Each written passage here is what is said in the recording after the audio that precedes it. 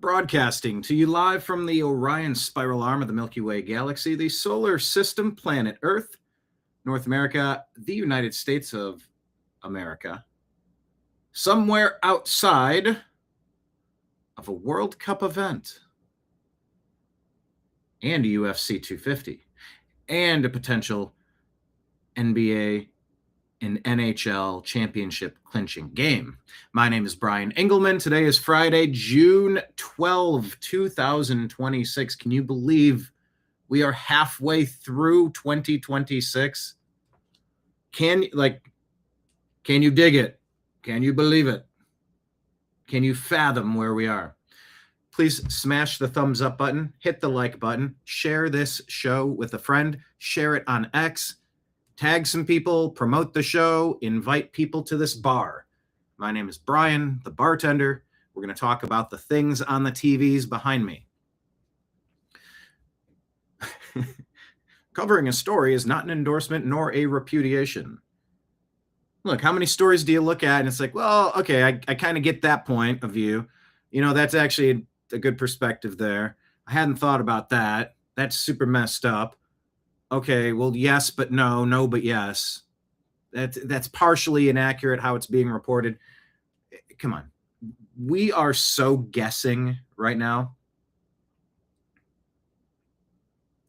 It's actually an interesting conundrum because we are guessing right now.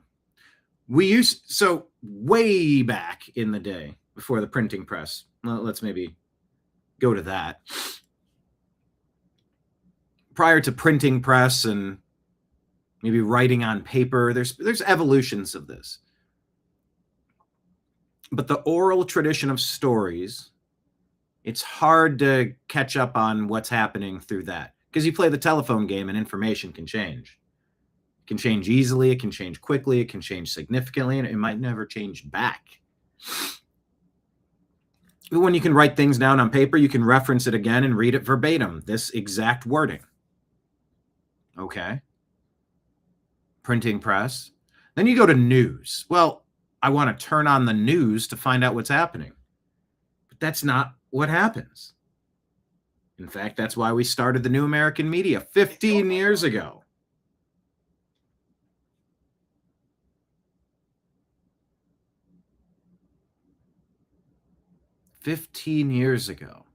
You know, we used to suffer from not having enough information. Then when we got radio and newspaper and television at different stages, people used to think that when you tuned in, you were getting the who, what, where, when, why. In some cases you were, but in a lot of cases you were getting a very skewed, rewritten version of events that maybe you're hoping you can change the narrative before you get in trouble. Maybe you're hoping to change the narrative before it exposes something bad that you've done. Something reckless, something negligent, something malevolent, something demonic, something regrettable, something embarrassing. Anthony Fauci now and the bioweapons funding, Biolabs. We've been talking about this story for how many years now? Including Ukraine, of course. Director of National Intelligence Tulsi Gabbard has just come out. We're going to play you a couple minutes of what she has to say about U.S. involvement and funding of bioweapons labs across the globe, gain-of-function research. These things where you would talk to some smug Democrat deep state reporter because they're sort of one and the same. They have their propaganda arm, they have their politician arm, they have their corporate arm, they have their legal arm, they have their judicial arm. Not quite the same. Lawyers and judges, justices, and then you have the professors indoctrinating the people with what to believe to shape the narrative of the juries when someone should end up in a legal situation. But for how long have you been hearing these smug propagandist traitors lying to us? Oh, there's no evidence of widespread voter fraud. Yes, there is. I will not be told that I'm not seeing what I'm seeing. We're seeing it. Mountains of evidence. Mountains of evidence that gain-of-function research, Anthony Fauci, Was it NAIAD?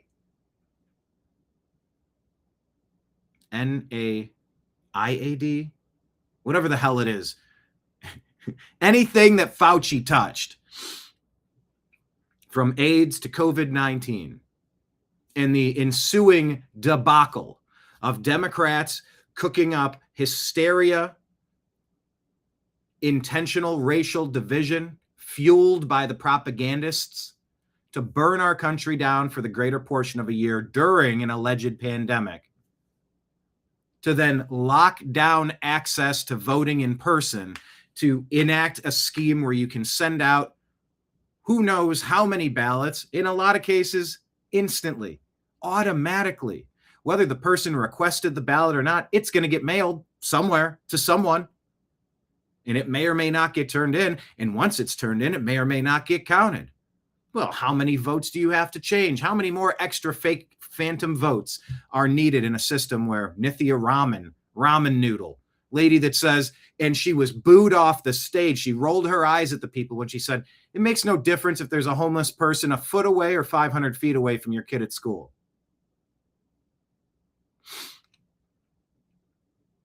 There's no way that 43,000 vote swing happened legitimately. That's just my interpretation. Do you have evidence and proven in a court of law? Well, you don't have evidence proven in a court of law that you're correct either. So shut up. You don't get to tell me Google, YouTube, Facebook, Instagram, Meta, Twitter, X, whichever platform has tried to shut us up over the past 15 years, and there have been many.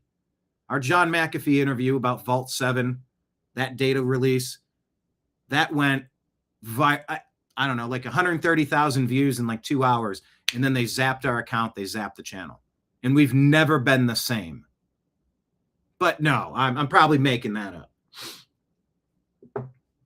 Oh, you're probably just whining because, okay.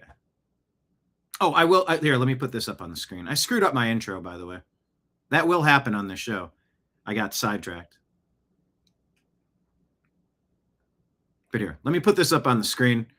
We can't rely on you. We got dinged by Facebook and they accused us of something that we didn't do. We appealed it 4 times and now we're allegedly able to stream. Can someone confirm if we're streaming on Facebook today? Can you see the feed? Because it gave us a weird glitch over the past couple of days. When we were just 4 subscribers, 4 followers away from going live on Instagram, they took 10 people out of our following, then another 10 people, and then another 10 people. Day to day to day, they removed 30 people so we couldn't cross the 1,000-person threshold so we can stream there. Point of all of this is just to say, yeah, and we've only been remonetized on YouTube for like a year. They zapped that during COVID. We weren't allowed to talk about the bioweapons labs and Fauci's involvement and mail-in ballots and the wanton destruction, the intentional civil war being pushed by the deep state Democrats to burn our country to the ground in 2020. They didn't like talking about that. We talked about that. We've talked about whether it was Seth Rich, whether it was Epstein, whether it was Adreno, you know the thing. There are still certain keywords. Our accounts have been absolutely shadow banned into oblivion, but fuck it. You know, I can say that it has been beyond frustrating. There are glass ceilings, and then there's just being stuck in a spider web. And we've probably been in some version of all of that for a long time. Look at the people we've interviewed, from Charlie Kirk to Ben Swan and John McAfee. And I don't know. I'm not going to do this. I'm not going to think of the laundry list of names. But we go after interesting people that are also getting into interesting stories and trying to figure out what's happening in this interesting world.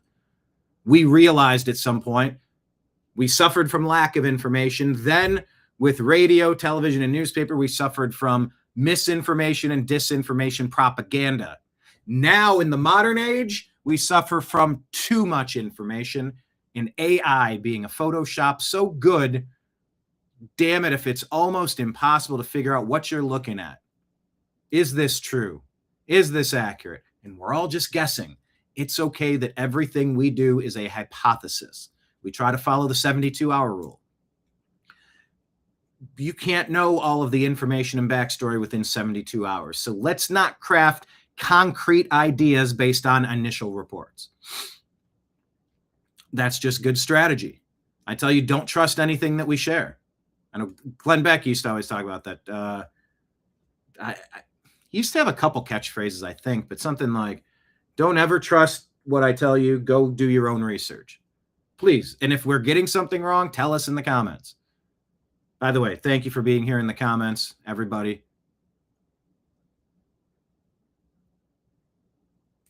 Yeah. Now we have too much information, and it's really tough to figure out what's going on. But for the love of God, you cannot tell us that there's no evidence of widespread voter fraud. Yes, there fucking is. You want to talk about Maricopa County? You want to talk about Fulton County? You want to get into Minneapolis? You want to get into Los Angeles? How about we do that? And that's been probably the biggest frustration of the Trump administration. What are they waiting for? Every day that you don't drop the hammer. Now, that's not the hammer of retribution. That's not the hammer of political targeting. It's a long overdue serving of justice that's been needed in this country for a long time,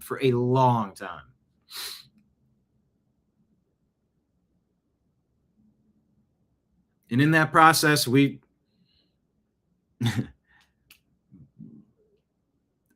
like I said, within the past couple of weeks when we were ready to enact, because we used to have the ability to go live on Instagram, but they didn't like what we were posting. So then they changed it where you had to have a different threshold in order to qualify. Because this show should be streaming on Instagram right now. I still have channels available. And right when we got to like 966 or 996 or something, you got to have 1,000. And I'm trying to remember if my Instagram ever got taken down, if I had to rebuild it. I definitely had to rebuild my Facebook page for the New American Media. They erased it without cause, without explanation, without the opportunity to speak with some sort of supervisor, without the opportunity to remedy any alleged issue. Just deleted, unpersoned by the third Obama term with Joe Biden as the puppet. The deep state Democrats, the globalists, the New World Order, whatever you want to call them, they were shutting people up if they were causing a ruckus, if they weren't towing the party line. And I'm telling you, with AI and drone warfare and robot dogs and everything that's happening, this is it. There is no tomorrow. There is no, I'll get around to it when it matters. I can't even begin to describe to you the opportunities I've passed on and the sacrifice that it's taken to dedicate this much time to a passion project. Because I don't think we have a life, a livelihood, a future, civil liberties, freedom, if we don't demand it today. And I'm not talking about this fake social justice warrior, phony bullshit being spread by the race hoaxsters and the dividers and conquerors of the deep state Democrats. They do it in every nation. They steal as much as they can. They're appointed. They are installed to extricate as much value, blood, and treasure from the conquered lands, be it Minneapolis, be it California, New York City. Pick the place. It's an extraction job. You're being mined for resources. Meanwhile, there's $37 trillion on a credit card that I don't recall you or myself approving.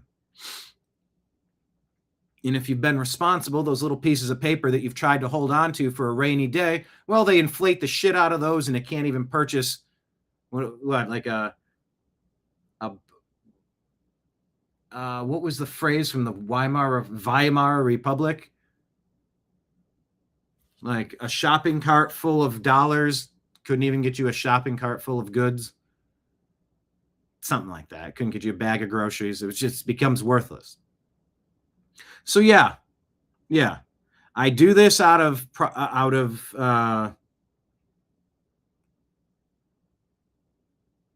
not a compulsion, but I do feel compelled. I think compelled sounds okay. Compulsion sounds like I have to tap my tippy toes 13 times before I'm Like, no, that's like an obsessive compulsion thing. But I do feel compelled. It's compelling. It's drawing me in, and I've tried to do my best to put the stories together, sift through the bullshit, provide you original, unique, transformative, entertaining, hilarious commentary when possible. I'll even crack the inappropriate joke because fuck it.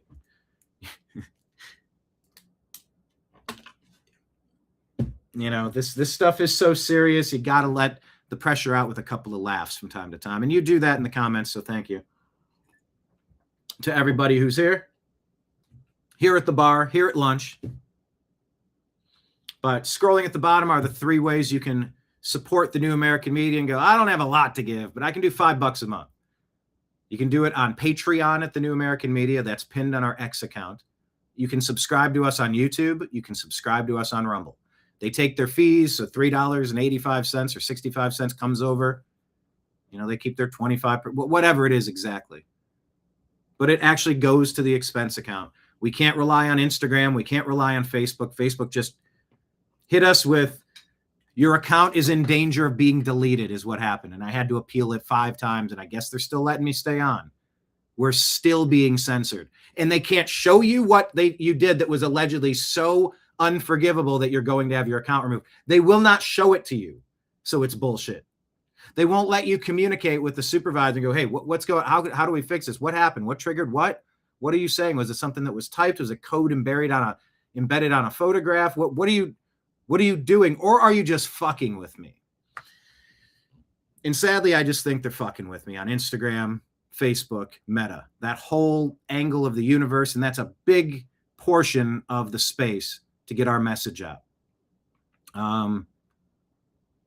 Like I said, YouTube, we're back on. Don't know for how long they're going to let us do it before they start pulling their tricks and stunts again, just like Facebook, Instagram. So for now, those are 3 perfect ways. I love Patreon and Rumble.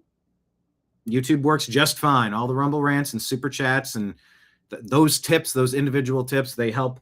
It helps pay the staff. It helps keep the lights on here at this bar while we gather together every day to talk about the news. So yeah, we used to suffer from lack of information. Now we have too much information, and it takes a little bit of brain power, a little bit of RAM, a little bit of computational ability to try to decipher as best we can what's real, what's fake news. Fake news. But we're here and we're out of time. I'm not trying to say the sky is falling, Chicken Little, we're out of time. Oh, I got to sneeze.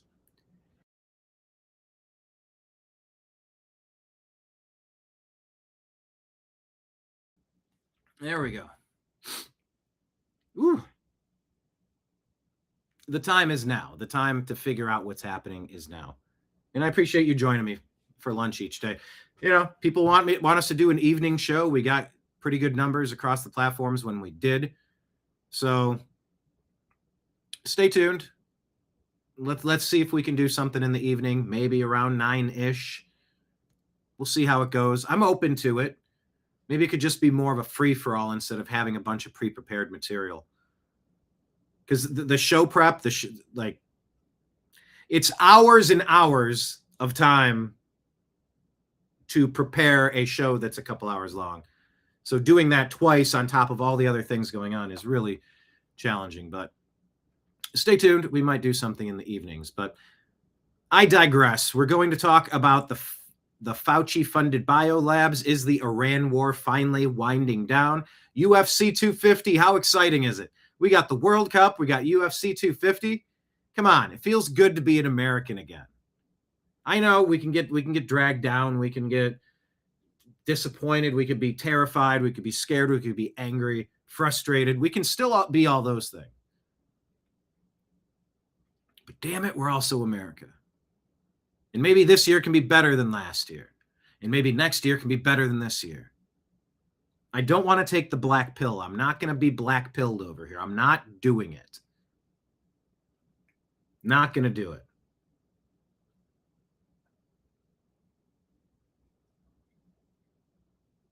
We're here to make a difference. You're super smart, so please help us share this show. Invite your friends to sit in the seats beside you in the bar while we talk about the stories. I know I interrupted my intro, so I was somewhere along the lines of somewhere outside of UFC 250, the World Cup, and the potential NBA championship game. My name's Brian Engelman. I gave you the date of Friday, June 12, 2026, and that's where I went off track. I said, can you believe it's 2026, halfway through already? But I would normally say in this right here, the thing that you were watching, the TNAM Daily Show here on the new American media, because the old American media failed you. I would tell you the topics of the show, which I just did, and I would say, buckle up, buttercups, the TNAM Daily Show starts now.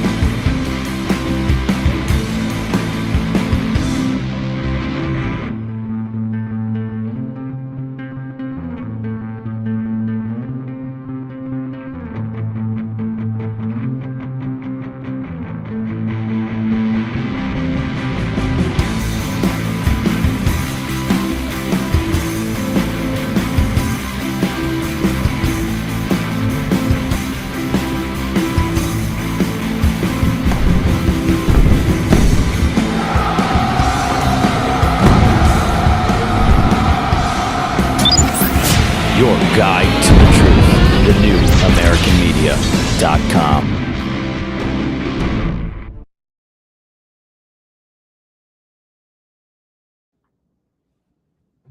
Alrighty then. Whoo-hoo. Good morning, Mark. No, I'm not familiar with Sheila Holmes. Thanks for being here. Droopy Dog. Trash Panda, Texas. John. Happy to have everyone. Leanne checking in from the great state of Texas. Oh, John, I had an idea. I was thinking we need to make the Trash Panda softball team. We're probably going to end up having like 99 people, as many numbers as we have. But I think we need to make Nimbus and Ben. Oh, that could be, Nimbus would be year 06. If 06 is available. If it's not, no big deal. And Mr. Ben could be 09 if available. I don't know if it is. Then we should have Halo and Aster. Nimbus is gray. Halo is white. Ben is black and white. Aster's all black. Yeah, we need panda representations in their universe. Maybe get some of these other people in here too. You don't know what I'm talking about? Well, here, I'll show you. We're called the TNAM Trash Pandas, and we have a softball team. Because of course we do. Okay, 7 is taken. That's okay. Dina has number 7. Dina, could we trade you off the number 7? No, 6. I wanted 6 and 9. No, you're fine. You're fine. 9. Northern David, are you attached to number 9? I was just thinking of the years that the other cats were born. No, it's fine, because probably 7 would be Halo. 8 would be Aster. Anyway, regardless, I digress. It's just a lot of fun for me. We're a bunch of trash pandas rifling through the rubbish, separating fake news from fact.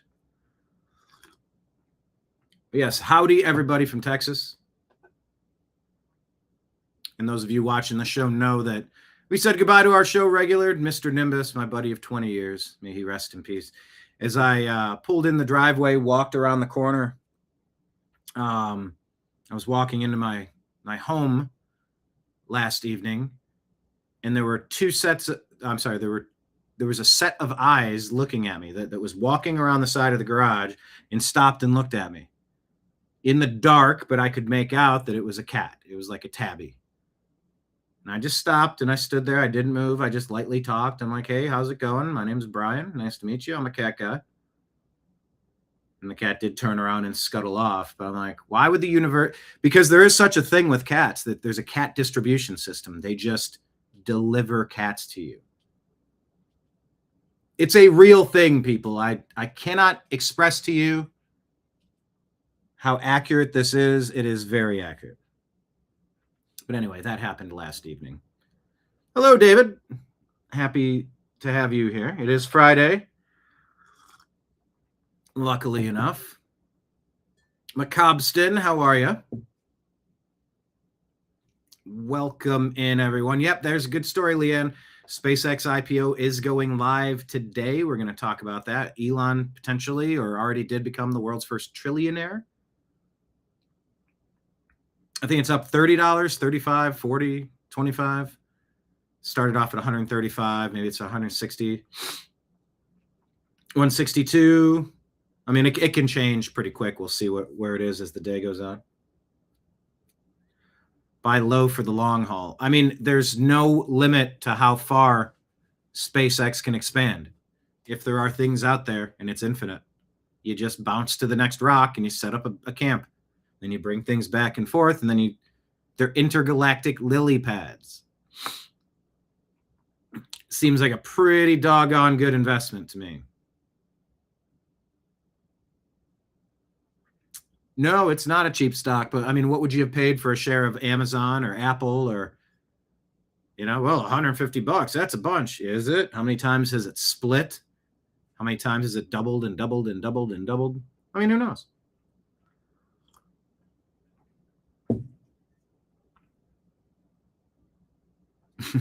John Droopy and Lake, says Mark. Song sounds like a grunge band.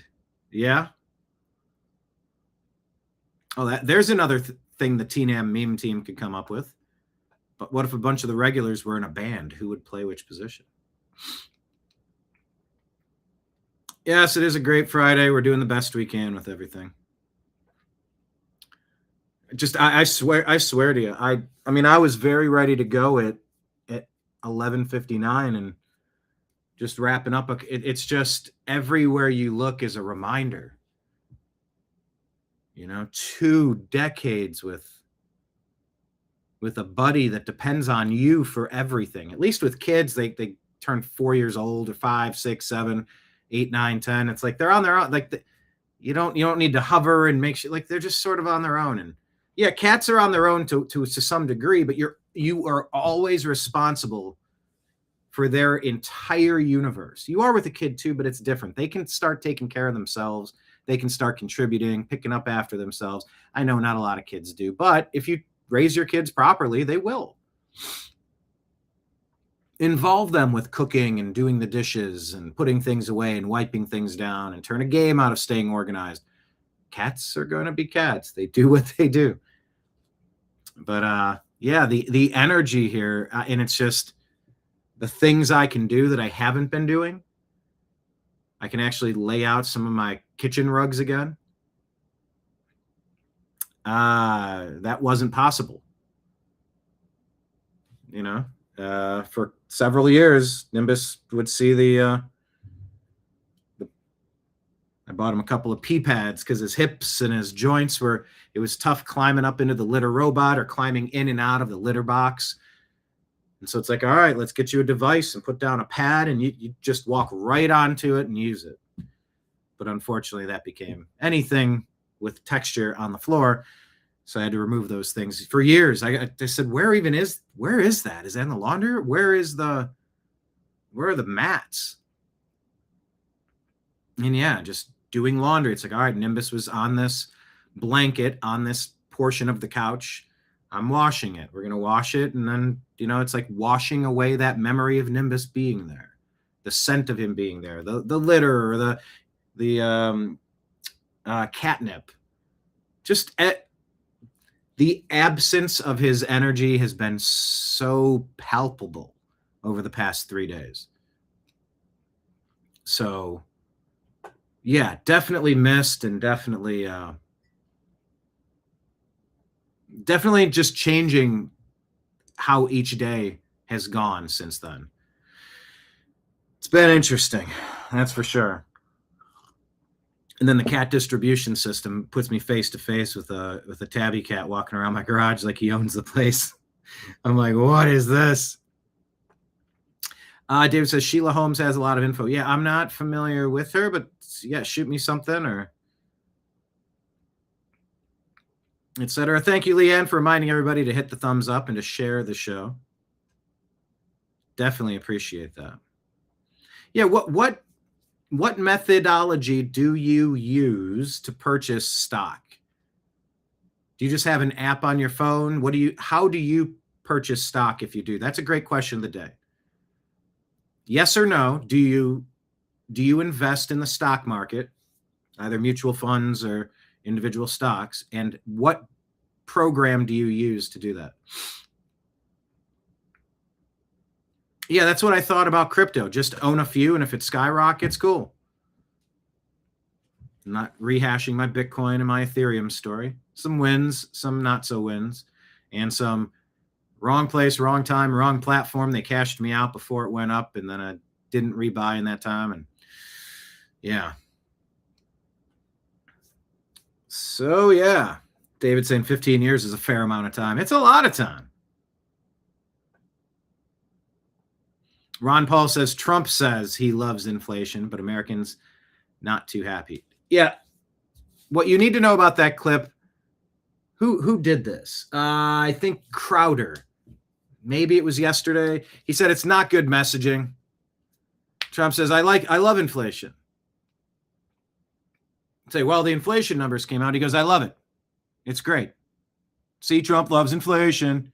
Yeah, it's sort of like a RUPAR, but Trump's not making it easy in this case. With the first one, he said, there are a lot of fine people on both sides. And I'm not talking about the white nationalists, the Nazis, the neo-Nazis. They should be condemned totally. But there are a lot of fine people. He said, don't take down that statue. It's part of our history. And other people said, take it down.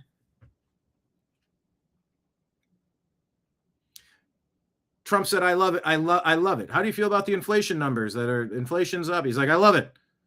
And he rambles for minutes and minutes, and Crowder was like, just kind of sped through. And he said, because what it shows is that most of the only inflation you're seeing right now is because of energy. And once we knock this Iran deal down, complete it, wrap this up, they're great numbers, because once energy drops, because this thing's just about done, inflation numbers are going to look much better. They're going to be great, because that was the major problem, and we are very close to completing the task of resolving that huge spike, which, by the way, was lower than Biden's energy spike during his regime when they seized control of this formerly great nation. But that's my understanding. That's my read. Tell me if you think I'm wrong. But yeah, you can clip it there, and that's a RUPAR. Aaron Rupar, as named by Scott Adams, famously talked about clipping out the middle of the point of what he's saying, which removes the context and completely reverses to change what point the person was making. And that's deceptive. So yeah, there's that.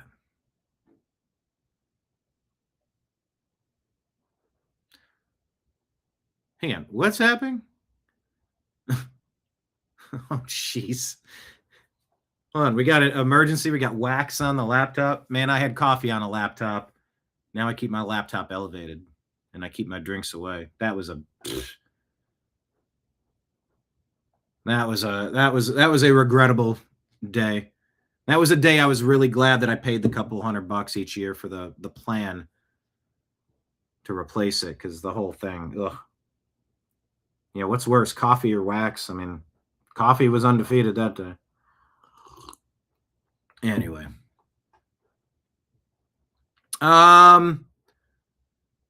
What were you saying? There was a comment. Oh, Marion said, I agree with the cat stuff. We lost a black cat in the past on Halloween, and shortly after, our orange tabby showed up. Halloween colors. Yeah, it's a cat distribution system. David would use a broker before, but he was taking too much. Crypto, you use Kraken and Coinbase. Oh, yeah, Coinbase for the crypto. Dina's power was out? Oh, so that's why you weren't listening. Do we all have a generator, a power generator or two? Do you have solar? Do you have a charged battery bank? Do you have a gas-powered generator? Are you prepared, people? We got to be strong and we got to be smart. I mean, we could sell a couple investments and get ourselves a generator to make sure we can survive whatever tribulation may come our way. It's whether it's, I mean, I won't list the things it could be, but it could be 200 different things. It's a good idea to be prepared. David uses his bank. Leanne uses Schwab. Yeah. Trash Panda says Trump is not good at messaging. I knew what he meant. And hi to everybody in Rumble. I was looking at a different chat, but hey, everybody in Rumble. Thanks for being here.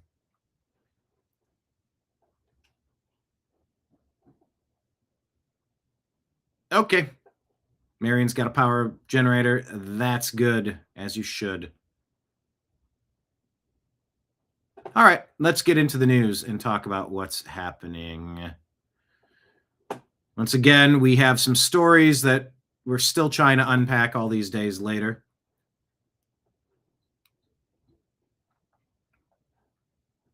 And let's go ahead and get some volume on this one.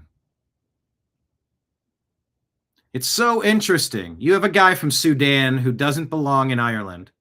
Someone brought him there. Somebody signed off on, yeah, you should stay here for 5 years. And by the way, while you're here, why don't you try to remove the cranium of a special needs indigenous Ireland dude? Okay. But make sure that you have Australia's public broadcaster, ABC News, accusing Elon Musk of inciting racial tension in Belfast because he did not censor footage showing a Sudanese refugee attempting to behead someone. See, it's Elon's fault that there's unrest.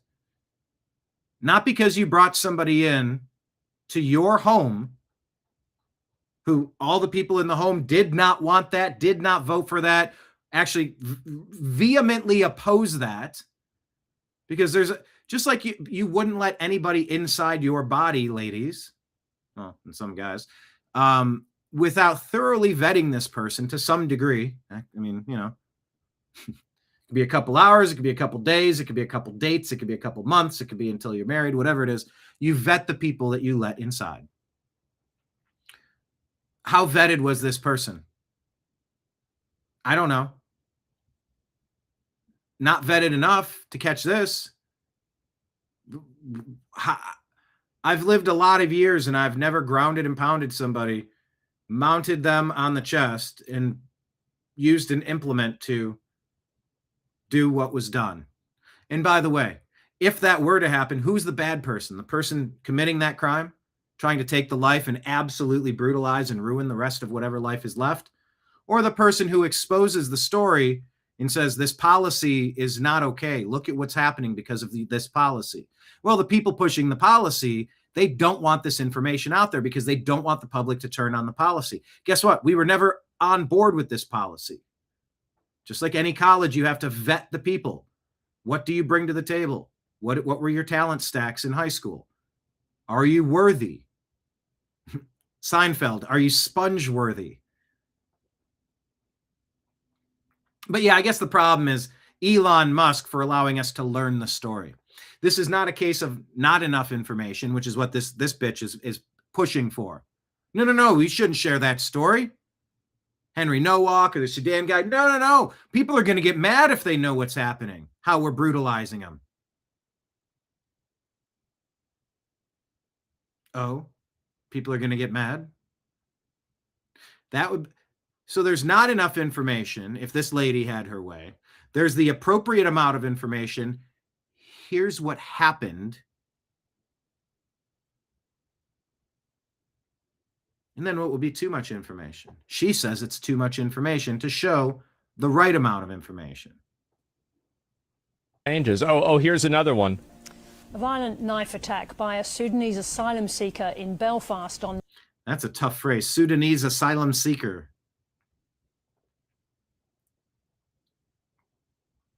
How would Mike Tyson say that?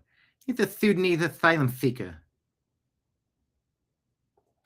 Monday led to a night of riots and vehicles set alight in the city. Video of the horrific knife attack, which we've chosen not to show. They're calling it a knife attack.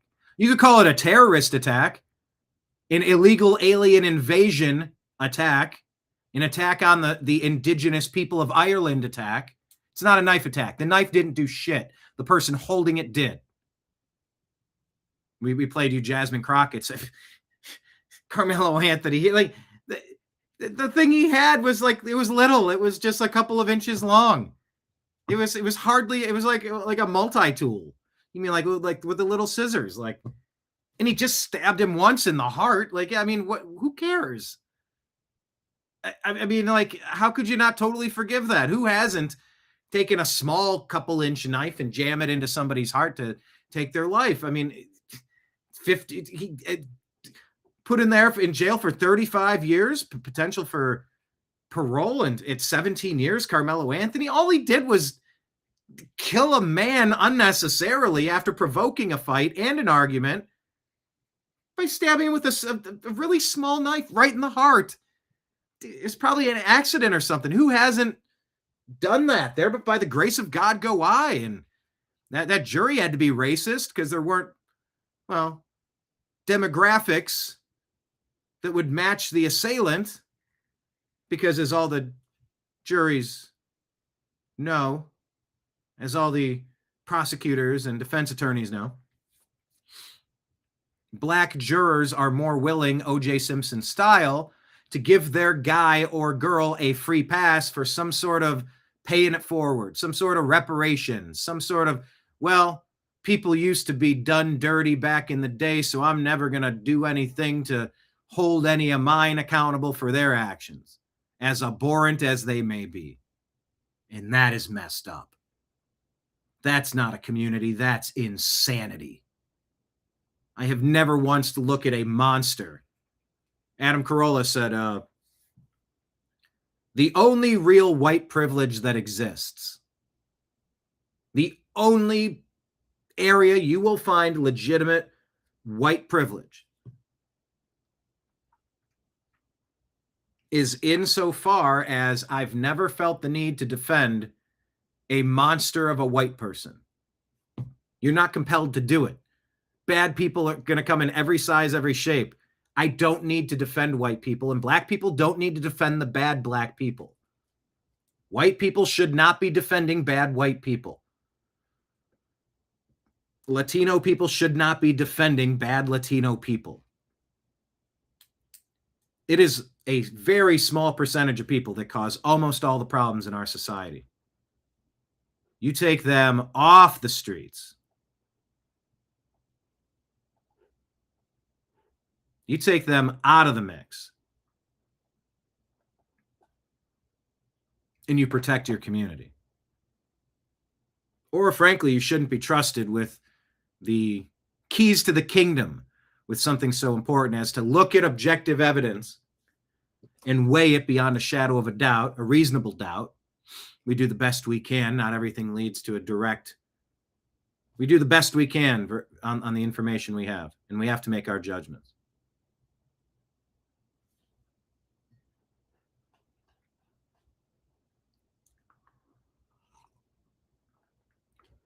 Liberty Tango says Europe is rising up in a war-minded fury. Their policemen must make a decision. Oh, yeah. And the blue hats of the UN? Oh, yeah.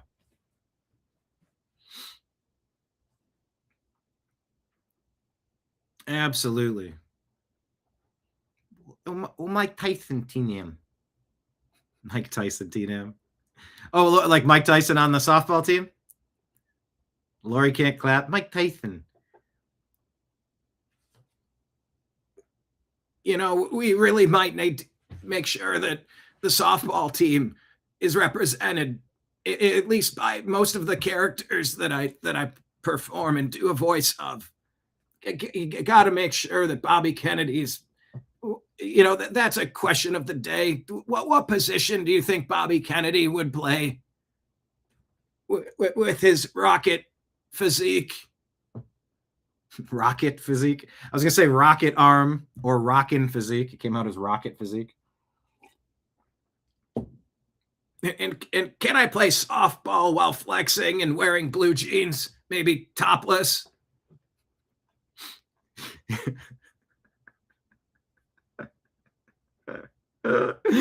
Okay, back to Asmongold telling us who's really to blame for the unrest. Was posted online. Oh, was posted online. You mean like the George Floyd video that conveniently cropped out all of the minutes before, when the dude can be perhaps seen ingesting a lethal amount of fentanyl on the freeze frame of his tongue? When he noticed that he was getting stopped by the police, he ate the stash so he didn't have to go back. And then he continued having a panic attack, heart attack, overdose, saying, I can't go back, I can't go back, I can't go back there, I can't go back to jail, I can't go back.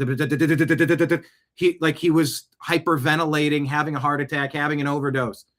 He got politely arrested and taken to the back of the cop car, where he freaked out and said, I can't go back there, don't put me back there. He was resisting arrest. Don't put me back there, I can't go. He was having like a claustrophobia. I can't be back in handcuffs. I can't be in the backseat of the cop car. I can't go back to jail. I can't.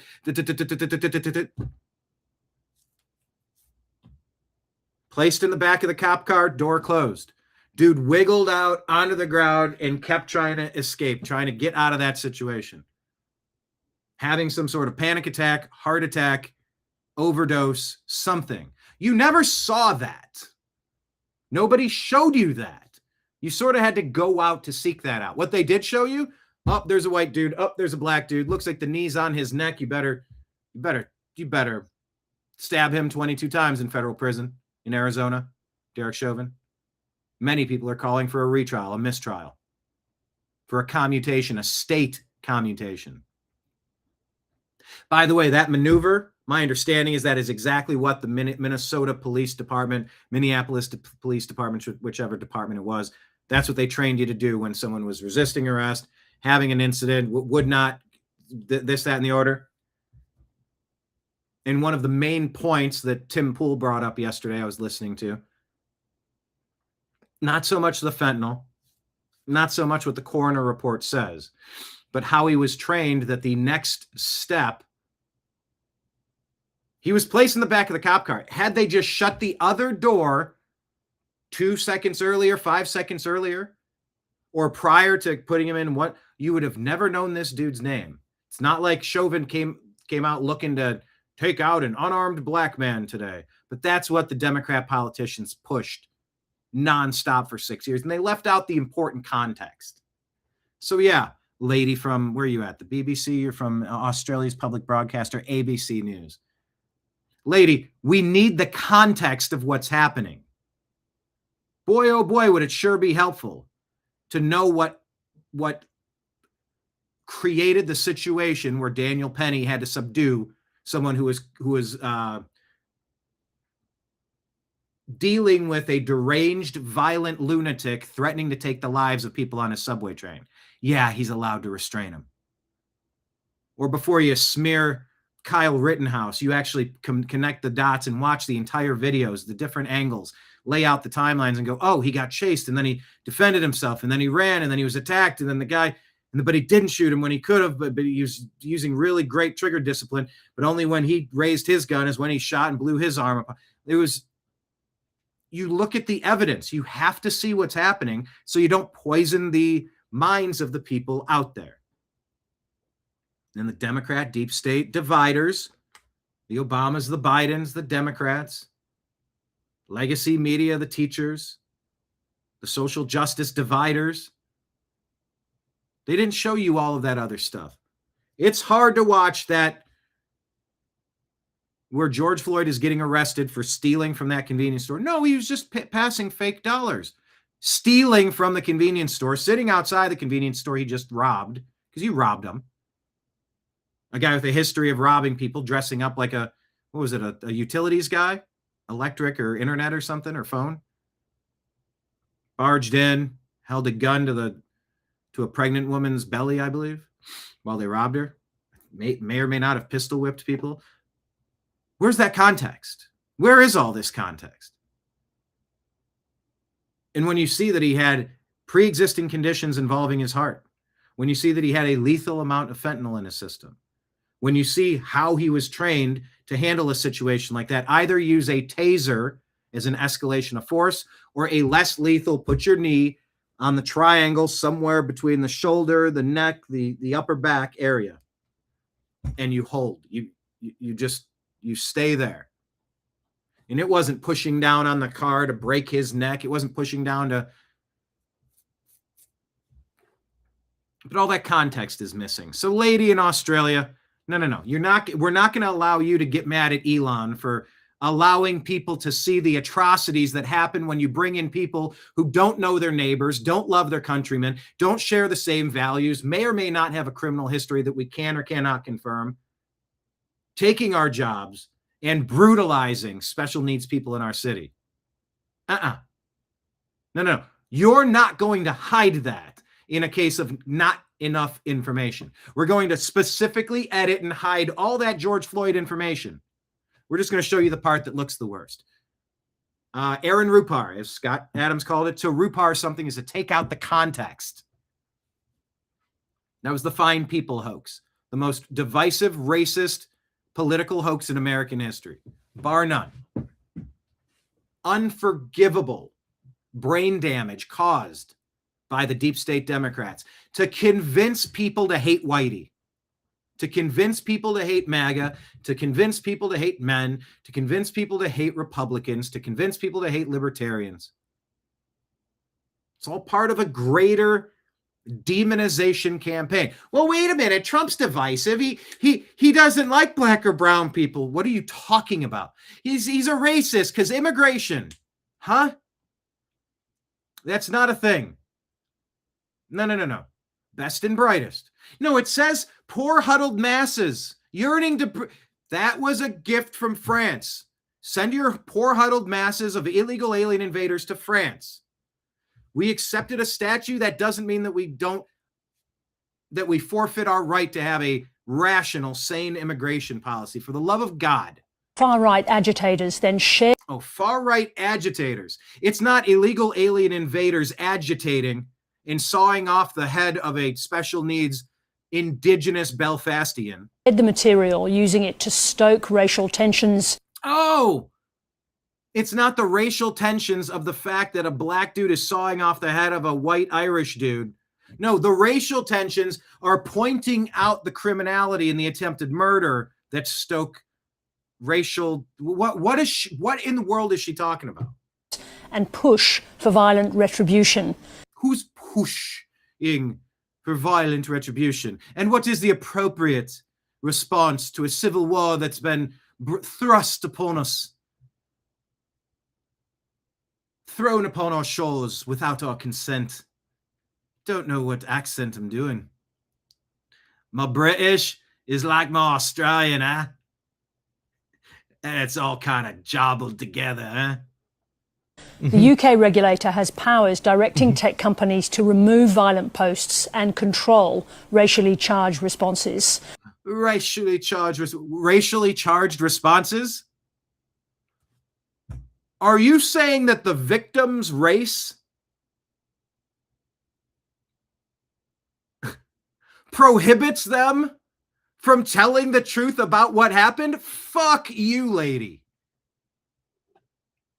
No more shame, no more guilt for things that we didn't do to people. That people making complaints today about things that happened a long time ago, people that did not have that happen to them do not get to blame people who did not do a thing that did not occur during our lifetimes. Thank you very much. The appropriate amount of information are the facts. And if you want to put some sort of control onto a platform like Twitter or X, where if something is deemed to be sensitive content, Maybe there's a way you could opt out of that. It's not my job to show an ID to prove I'm allowed to use the internet, by the way. Resist all that. No, it's to protect the children. You got to just show an ID to prove you're 18 years of age or you're not able to use. No.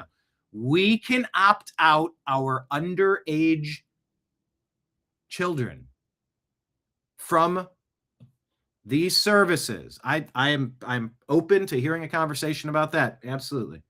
But no, I don't need to. The default is that we're allowed to look at things. We're allowed to view content. I'm in media. Do you know how much effed up S I've had to look at over the past decade and a half? Stuff that makes your skin crawl. I already thought of 5 or 10 I was going to mention. Not doing it now.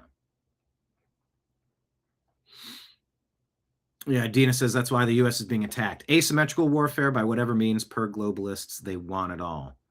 And they want it now. And those people were foolish to give away their self-defense. Oh, where's Ortho's comment? I don't know. Did I see it? Did you already type it, Ortho? No, I don't think so. We're having the conversation, but Ortho needs to actually type it. He knows what I'm asking for. RFK would probably be a pitcher. All right, when you say OG laughing at Brian, what does OG mean? Oh, Ortho Gluckenstable. Gluckenspiel. The battlefield is the best place to procure weapons. There's always a chance if you have heart. And look, my weapon of choice is my voice. I am focused on, hey, gentlemen, if self-preservation is an instinct that you possess, I suggest you do what I say when I say. If my help isn't needed here, hey, best of luck, fellas. No, Mr. Wolf, you're definitely appreciated. We appreciate having you here. But a please would be nice. I'm sorry. A please would be nice. Okay, so pretty please with sugar on top. Clean the fucking car. The wolf from Pulp Fiction. Oh yeah, Soros is paying for part of the crime waves.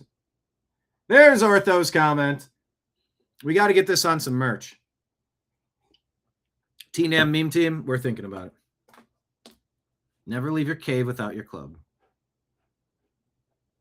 Anyway, I didn't expect to have so much to say on this lady, but good grief. This should be, I'm outraged by this lady. More concerned that Elon is letting people see what literally actually happened instead of her ability to silence and censor and cover it up like the grooming gangs. Thousands of British white children being abused and targeted for their race, for their age, for their skin, for their heritage, attacked in an invasion. Why did you let so many foreigners with different ideas of what's acceptable into your home to brutalize your family and then have people like this lady try to cover up what's happening? You're not falsely accusing a nice Pakistani neighbor of something that he never did because you're a sick, disgusting racist who just doesn't like the smell of their food or the cut of their jib. No. We're talking about literal grooming gangs, brutalizing, raping these underage women thousands of times, and the torture that came out. These hearings are coming out. I played you some of this. I did not get in depth as much as I could have. When I say about the things that would make you sick to your stomach in the stories we've had to cover in the past 15 years, yeah, look up Pakistani grooming gangs across Europe. Take a look. Take a look at what your invading armies are doing to your family, your neighborhood, your city, your state, your country. Take a look. Yeah, but that doesn't mean all of them are bad. Katie Couric.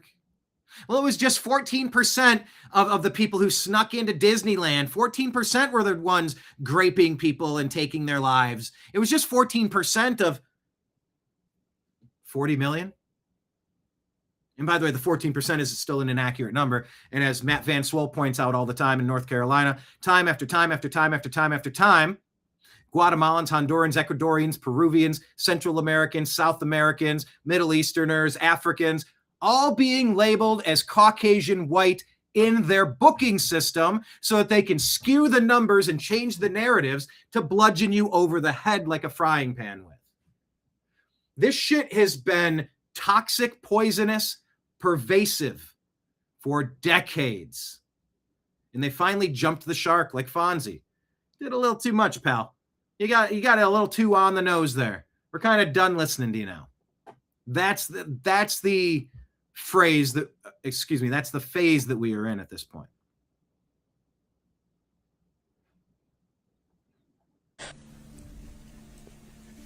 Shut it down. No, you can't talk about this. No, you can't have an opinion.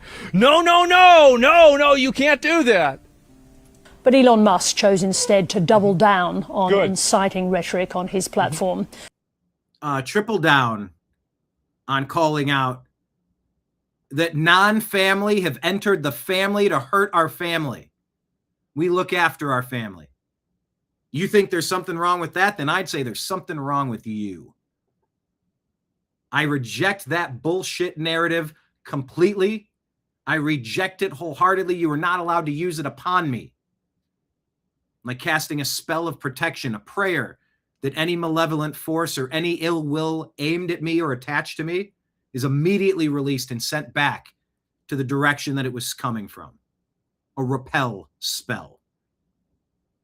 Whether you're playing Final Fantasy as a video game or doing some role-playing game or watching anime or praying to the God praying to Jesus Christ, Lord Heavenly Father, Father, Son, Holy Spirit, the army of angels marching behind us. Whatever it is, repel it back for all of us. That's what I'm calling out and speaking into existence right now for anyone within earshot of it. Any garbage that's ever attached to us and grabbed on like a tick, we're casting that stuff off immediately. Bad ideas, silencing and shame techniques. They've done it to all those teenage white British girls that were abused by the Pakistani grooming gangs, covered up by the cops, covered up by Keir Starmer and the politicians in there. For some reason, if you told the truth about what happened, people will get mad at the invading army that's coming in and ravaging through our women like a conquering force, like a raiding Arab army prior to the Crusades, pushing all of that stuff back to where it came from. Like a marauding horde of Vikings sailing across the seas and just burning down the community, offing the husbands, the families, and taking the wives as trophies. Like Central American, Native American, indigenous. You're indigenous, but nobody else is. Stop. Like the warring tribes of the Native American, Indian communities in Mesoamerica, North America, Central South America. Warring nations taking their ladies as trophies. The Pakistanis were doing that to the British girls. And we got every right to talk about it. We got every right to impeach and throw in jail any cop or politician that was trying to cover that stuff up by using the shame techniques that this lady's using. Well, you're inciting stuff. No, bitch. The person who came in and abused our women started it. We haven't lied about any of it. We've demanded an end to it and the removal of anyone who's an accomplice to it.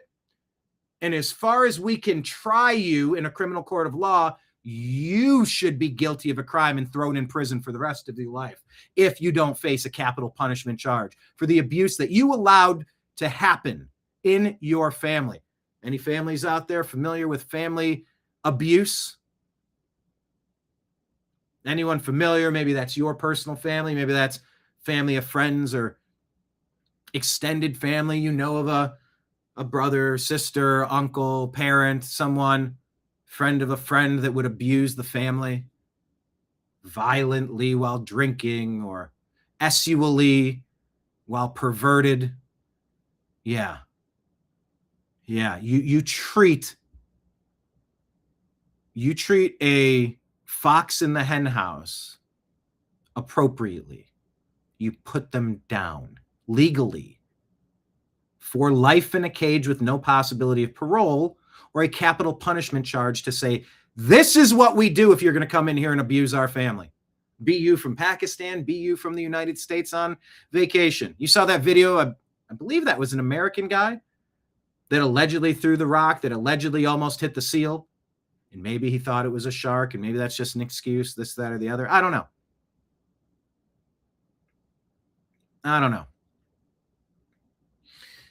But the appropriate amount of information is the appropriate amount needed to get the story out to stop abuse from happening currently, to punish the people retroactively for anything that happened in the past.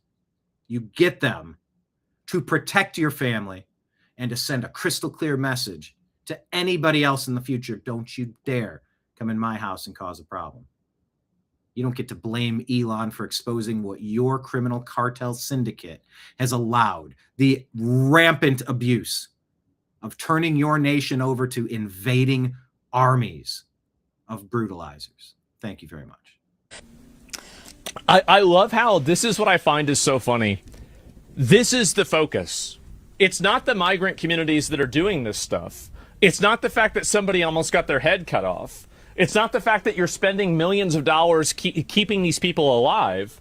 It's Elon Musk. So some random guy, not random, but some guy on the other side of the world.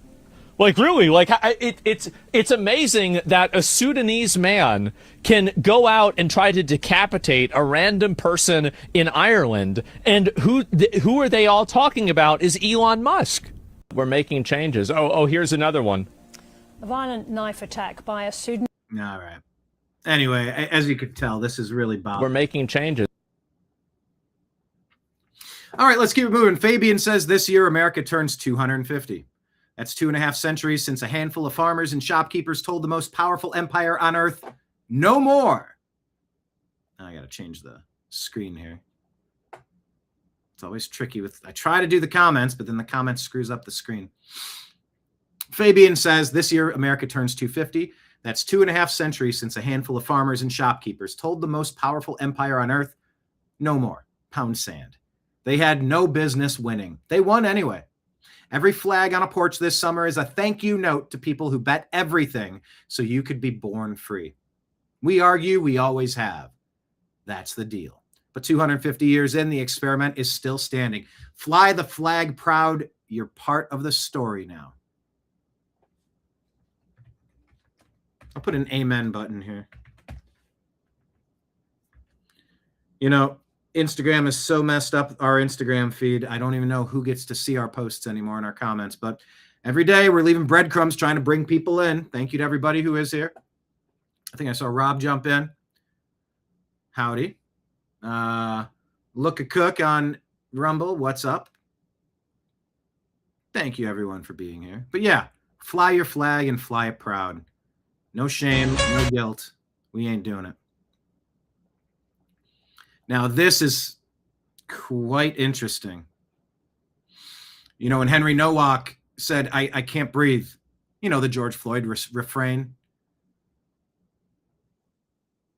Well, he said, I've been stabbed, and the officer said, I don't think you have, mate. Well, this post shows a video. Looks like a bunch of bobbies in the UK arresting this bloke. UK people saying, you're under arrest. British dude says, I don't think I am, mate. A Belfast rioter breaks free and outruns a group of police officers after he was arrested for participating in the ongoing anti-immigration unrest in Belfast, Northern Ireland. The man is locally known as the Chariot of Belfast for his fast running. The men of Belfast are still rioting over the recent brutal knife attack by Sudanese asylum seeker. The asylum seeker was later named as Hadi al-Lodid from Khartoum in Sudan. He's currently under the control of the what?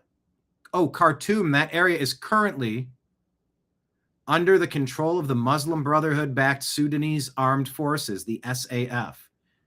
Al-Adid probably grew up witnessing beheadings before migrating to the UK. Oh, that's a great quote right there. He is not fast. He is Belfast. Oh, shit. The comment section remains undefeated. Yeah, Morgan says, I don't normally condone this type of behavior, but now the gloves are off. Yeah, I mean, you're under attack. It's a civil war that's been thrust on you. You didn't ask for it. You don't want it, but you're not going to allow your family to be brutalized by outsiders. Cops are not allowed to enforce the brutalization of your family by outsiders. Politicians are not allowed to brutally savage members of your family, your neighbors, your community from outsiders. You are not allowed to accept that. It's a civil war that's been brought upon you by others. You are allowed to defend yourself from being brutalized, period. There are universal basic human rights.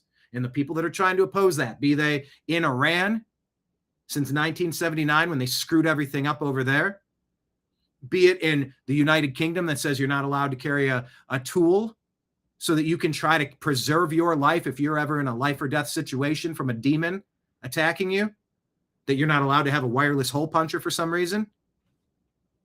Look, there are basic human rights. And humanity really needs to remove the abusers. Any abuser in your extended family, your immediate family, they need to be removed. They need to be charged. They need to be arrested. They need to be impeached. They need to be sentenced. They need to be charged. They need to be caged. We have tolerated abuse for far too long, and that's self-defense. That is nothing aggressive. That is self-defense. Oh, that's great music for this. I can't play the music, but you get it. Washington Post has been trashed for the misleading headline on Trump's reflecting pool project. Trump spent $10 million renovating the reflecting pool, and now it's full again. And they're saying it looks almost the same. They're showing 22 and 26. Oh, really? By the way, quick reminder, everybody, it took $10 million to empty, fix, and refill a pool.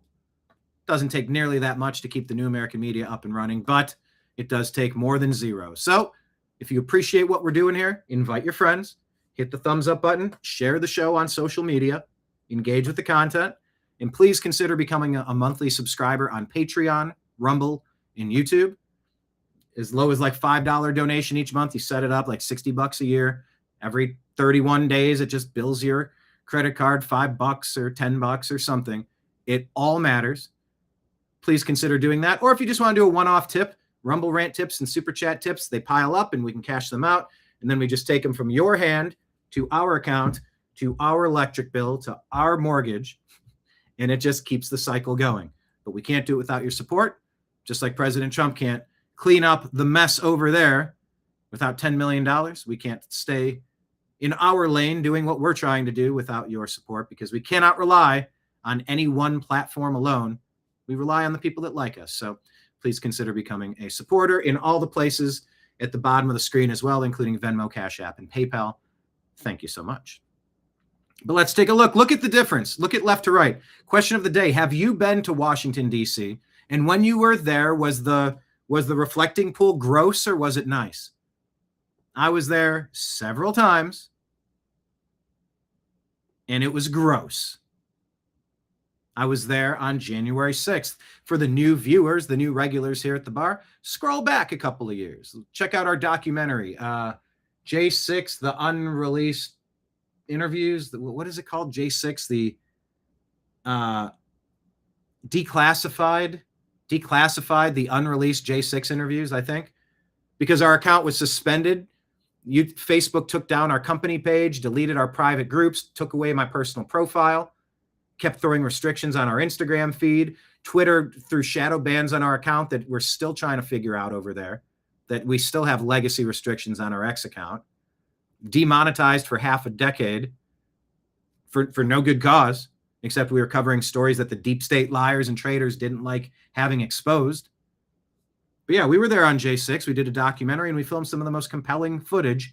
We were there showing close up of the exact moment where the stormtroopers came in to push back the J6 mostly peaceful protest. It's wild footage. We were there for that. We were there on Inauguration Day. And we were there the day talking with Ashley Babbitt's mother, and what was it? Lauren Boebert came out, and outside where political prisoners for the J6 mostly peaceful protest were released. what was it, commutations and not salutations. Some records were expunged. We talked with Stuart Rhodes for a while. But yeah, we were back in DC a couple of times over the past few years, and it was gross. The reflecting pool was gross. I don't know if they're going to be able to maintain it, if they finally have a system with a good enough filtration and follow-up maintenance plan where they can just keep it clean, but fix it up and keep it clean. President Trump is a builder. I'm happy he's here. Cleaning up the statues, getting the water fountains working again, just renovating the White House. Things are in disrepair. The Kennedy Center. Let the renovator renovate. That's what he does with buildings, with golf courses. He buys them when they're pieces of shit. He renovates them into something nice. And then it's like, hey, that's what I did. I took something that was falling apart and I fixed it up and made it better. That's what I got to do in Los Angeles with 25 buildings, 216 units. I got to play Sim City for a community where, let's face it, there was a pretty nice proportion of that community that probably wasn't a fan of me, just because it was during the Obama era, the Obama doctrine era, where I was a white dude in a black neighborhood. All I did was make things better, make things cleaner, make things safer, but still got some pushback from time to time because life's weird. But yeah, look at that difference. You think that's the same? That looks kind of different to me.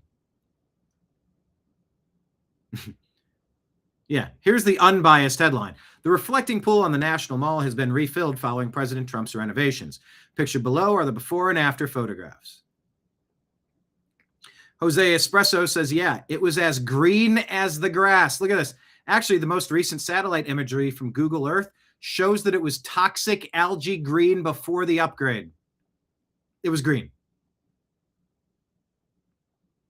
The left needs to sit down and shut the front door. They need to shut up.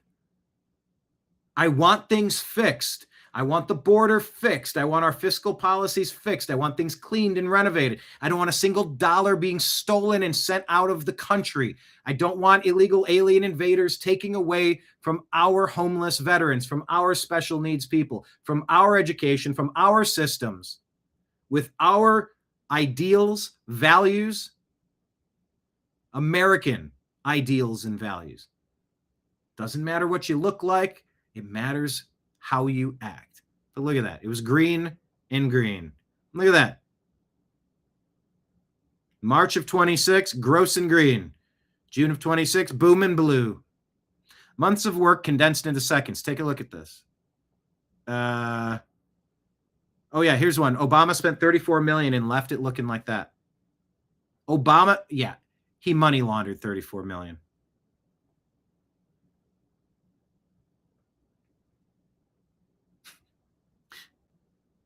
There is a time lapse. I don't know if I have that in the stack here or not. But let's keep going. Pure evil. Austin Metcalf's family has been flooded with death threats. People saying they are desecrating his grave after Carmelo Anthony's murderer was convicted.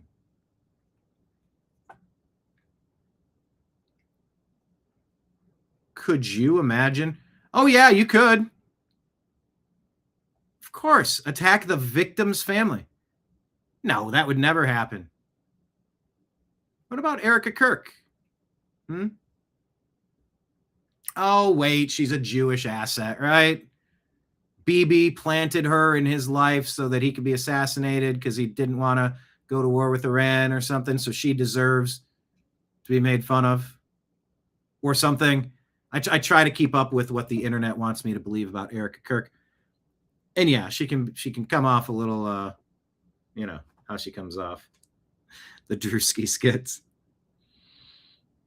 Yeah, how would I be looking? If you took out I would be full of burning rage. But yeah, the Austin Metcalf family, after losing their son to unnecessary violence. So yeah, make death threats to his family. Give me a break. Liberty Tango coming in off the top rope with the super chat. Thank you, Liberty Tango. Appreciate you, brother.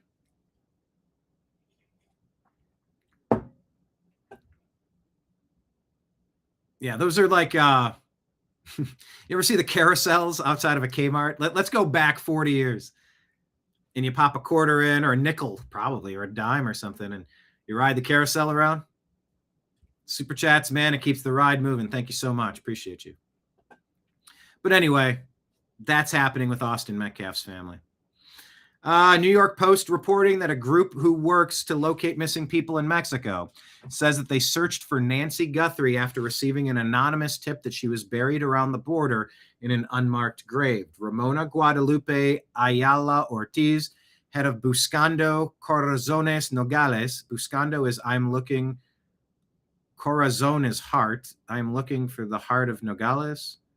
Anyway, says the group received a tip on Wednesday about the 84-year-old who was abducted from her Tucson, Arizona home more than 70 miles north of the border city of Nogales. So there's an update. I don't have any more to share with you, but that's something that's happening.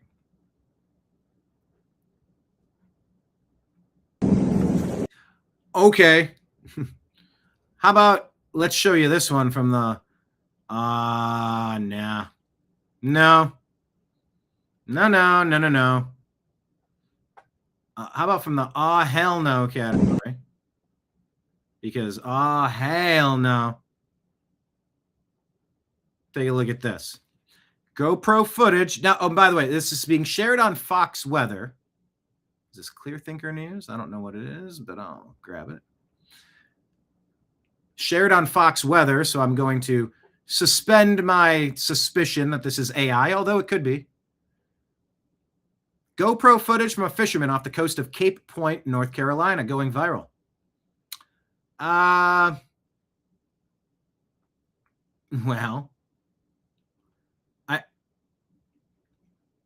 you're going to hear him talk about drums, and I believe that's a school of red drum fish. So when you hear drums, that's what they're talking about. This is there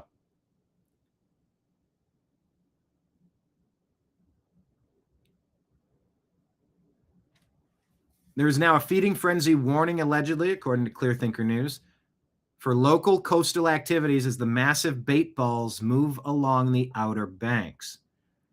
It is a natural occurrence, but the scale of this frenzy, estimated to cover several acres, is unusually close to the shoreline. Marine biologists are monitoring the migration patterns of the baitfish, Menhaden baitfish, to predict future shark activity near popular beaches. Awareness: swimmers need to use swimmers and boaters are advised to avoid areas with high bird activity and surface thrashing. Now, there's good advice regardless. Watch this video and tell me what you think of this, because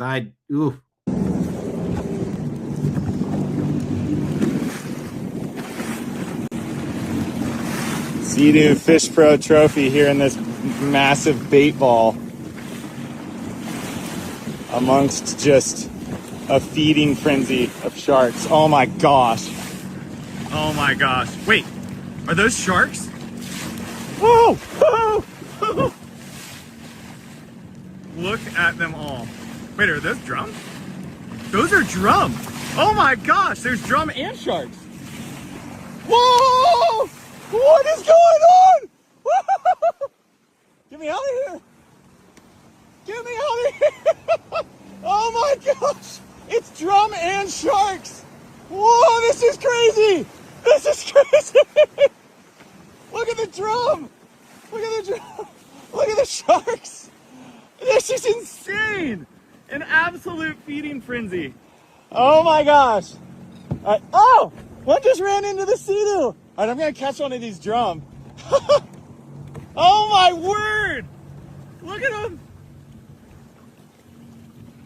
There was a school of drum that came in here and blitzed all these fish with the sharks. This is nuts. Do not go in the water at Cape Point today. Oh my gosh.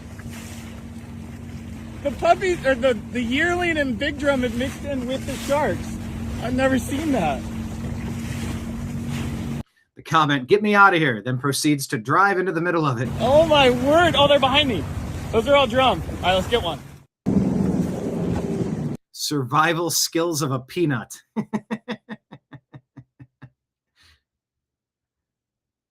Ah, boy, oh boy, oh boy. This guy's missing pieces of his frontal cortex. Get me out of here. Drives directly into it.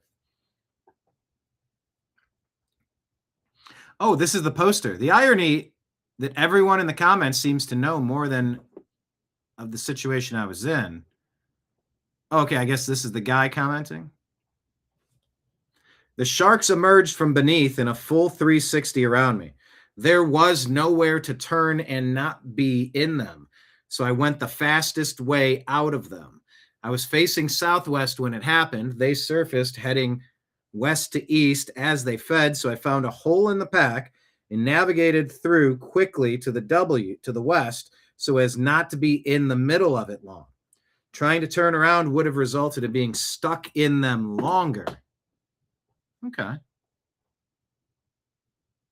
If you don't understand what I'm speaking about, then you should refrain from any rebuttals because you're unfamiliar with the water and fishing. All right, that's fair. We're going to need a bigger boat. Yes, that's exactly. So what are the bait balls? They're the tip-off. Cowboy sharks round up the fish. So bait balls, it's like you throw like a pile of things to get everyone thrashing about, fighting for it.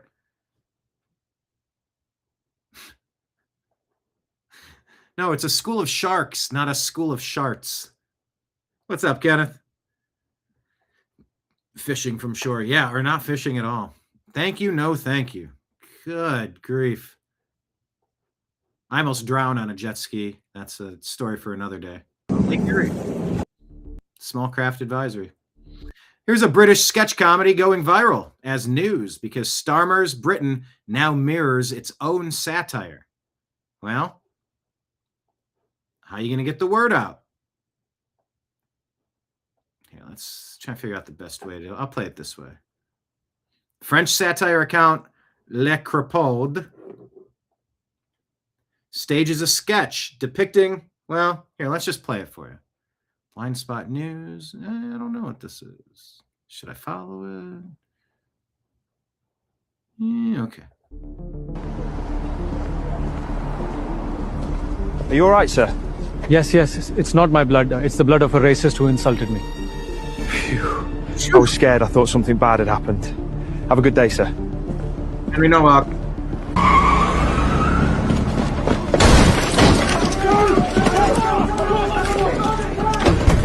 Happening all over Britain. You're under arrest and the arrest. for daring to criticize immigration on internet. You're arrested for daring to criticize immigration on the internet. Brandon Gill, Representative Gill, says, I proudly voted to fully fund ICE and Border Patrol for the next 3 years. Democrats can scream and cry all they want, but we will not back down from the mob seeking to stop America from enforcing our immigration laws. Thank you. I've watched this before, and just with the long week we've had over here at the household, saying goodbye to my buddy, Mr. Nimbus. I saw this video again, and it's touching. They say it's a loyal dog named Tonio in Villa de Leyva, Colombia, after his owner Alejandro was rushed to the hospital during a medical emergency in September of 24. The dog reportedly escaped from the home as his owner was being loaded into the ambulance and ran behind the vehicle for about 20 blocks without giving up. A motorcyclist noticed the emotional scene, followed the dog, and recorded the moment while helping alert the ambulance crew. After seeing the dog's determination and loyalty, the paramedics stopped the ambulance and allowed Tonio to climb inside so he could stay beside his owner during the trip. The touching reunion quickly went viral online, with many people praising both the dog's devotion and the compassion showed by the medical team. It appears to be a real story. Could be fake, but it's purported to be this.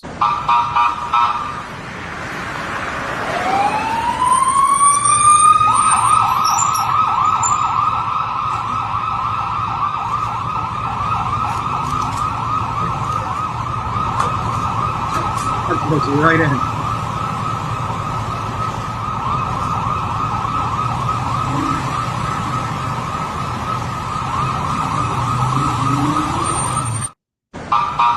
I would like to know, did the man survive? How did the rest of the story play out? I would like to know, so we'll see if somebody will respond. By the way, to the people that don't understand why I'm leaving comments, we made a video one time, my brother and I. Well, my brother made it, and then I shared it, and it was what'd I say? I titled the YouTube video. He filmed it, and then I titled it, and then I sent it out, and then I was contacted. I said, can a physicist explain why flame won't melt snow? And we were contacted, I don't know, History Channel, Discovery Channel. We ended up licensing our footage to be on Outrageous Acts of Science.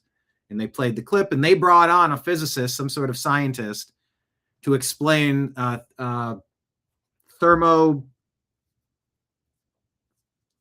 was the name of it?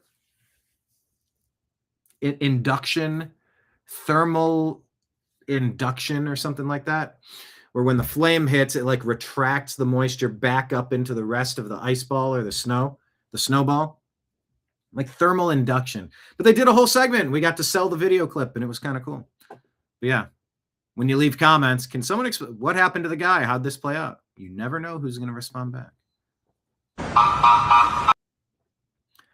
Okay, this is the video of the day. If you question of the day. Have you seen the Pasadena Police Department video yet? Tell me real quick. Yes, Pasadena, no, Pasadena. Yes, Pasadena, no, Pasadena. So Pasadena Police Department releases video of officers playing a game of quick draw. So one officer pulls up to another officer on the right. Watch him closely.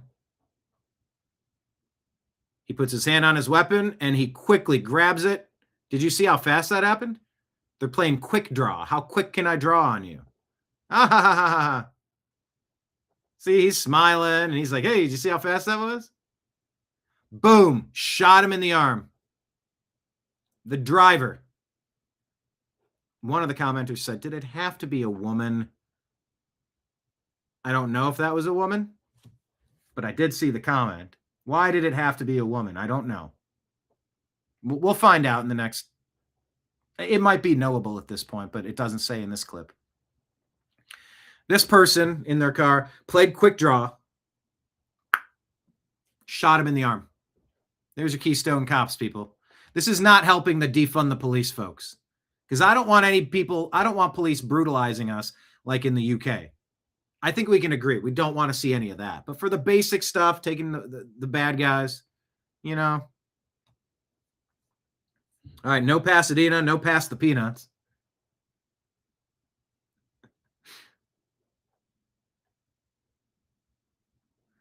Oh, Ortho's pointing out if the dog is a service dog, first responders will bring it along. Or like Adam Carolla says, it's like, well, there used to be no dogs at the airport. Now everybody's dog. Oh, everywhere you look, it's just dogs. Because it's supposed to be the honor system for service dogs, but any doctor will write a prescription for a service dog if you pay their appointment fee. Yeah, I'll take $100. I'll do it. Service dog, she needs it. It calms her nerves. Oh, does it? Anyway, shot right in the shoulder.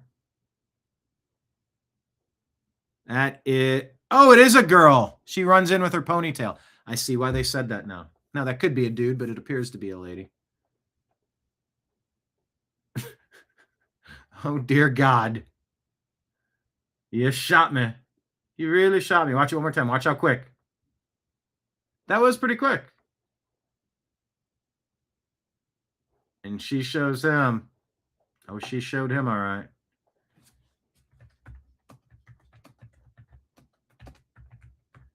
She sure showed him.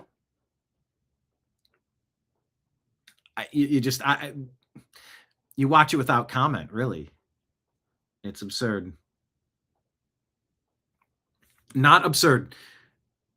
Edward Lawrence says Vice President J.D. Vance has put up a chicken coop. Yeah, I would read, I'm close. I'm close. I wonder what it would take to just get the fence and get some chickens.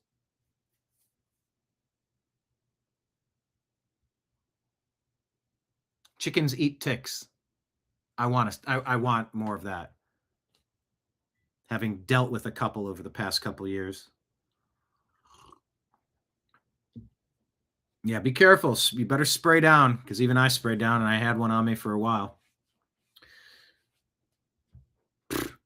We'll see. JD Vance is putting chicken coop outside the vice president residence. Vice president resident. President's residence. That's a good line. I'm going to write that down. Vice president's residence.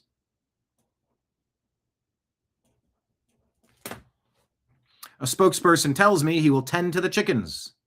His kids already named the chicks. The coop was made by Carolina Coops, an American-owned small business. Tim Pool says, done. I will vote JD. Life is like a box of chocolates. From then on, whenever I went out, I was running. But mostly, I thought about Jenny. Yeah, I used to do a pretty good Forrest Gump. I would want to watch the movie and listen to the cadence a little bit. Danielle Gill is reporting this. Sylvester Stallone's wife, Jennifer, speaks out against the many celebrities in Hollywood who have transgender children, allegedly. Quote, my daughters were tomboys. They preferred to wear pants more than dresses. I never said, oh, you're a boy now. Let kids be kids, says Danielle. It's a pretty fair sentiment. All right, this feed is pretty great. The European mind cannot comprehend America. Fact files. All right. Am I following fact files? Nope. I will, though.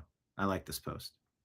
World Cup visitors experiencing America for the first time might be my new favorite genre of content. I like it. This could be our moment of zen, actually.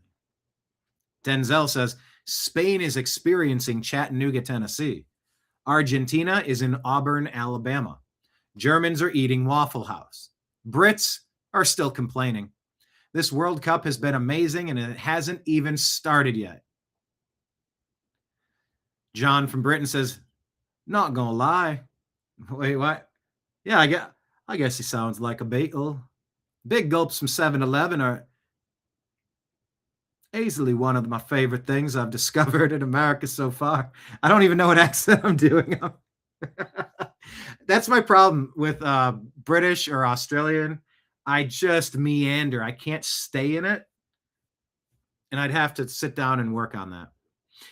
But he says, not going to lie, big gulps from 7-Eleven are one of my favorite things that I've discovered in America so far. Sam says, worst part about the World Cup so far? Americans and Brits arguing about whose stadia are better. Best part about the World Cup so far? German guy discovering Waffle House for the first time. People coming for the World Cup are learning about real culture. First Waffle House experience at 1 a.m. 10 of 10. We'll be back. Warren Sharp says there's a German guy named Freddie here for the World Cup. As far as I can tell, his meals on Monday were Waffle House at 1 a.m., Wendy's for lunch, Chili's for dinner, and NBA Finals Game 3. Little does he know he just earned his citizenship.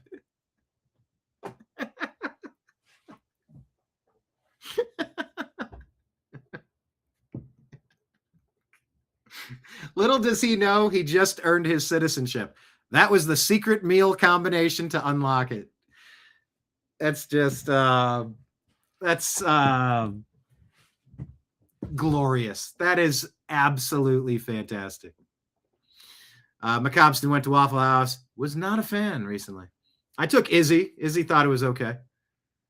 He was here a month or two ago. 3 months ago. Yeah, big gulp followed by a big burp. That's true.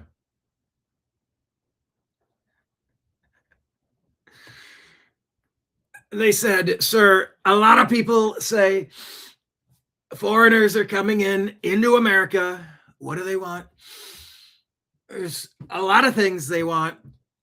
They're eating the dogs, they're eating the cats, and now they're eating our Waffle House. Oh my. A lot of people say it's, frankly, a big deal.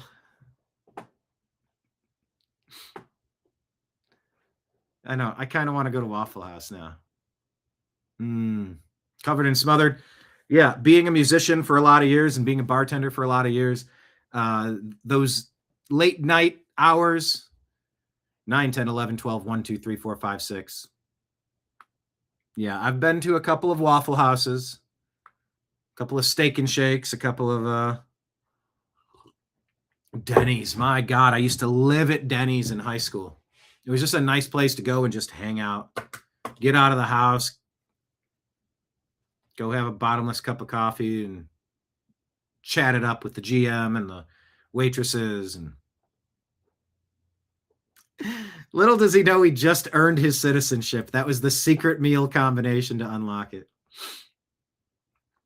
Freddie says, why is every second comment telling me to go to a strip club?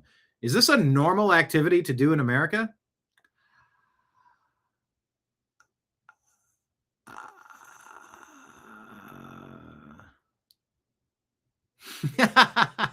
This comment, why did no one tell me about ranch sauce?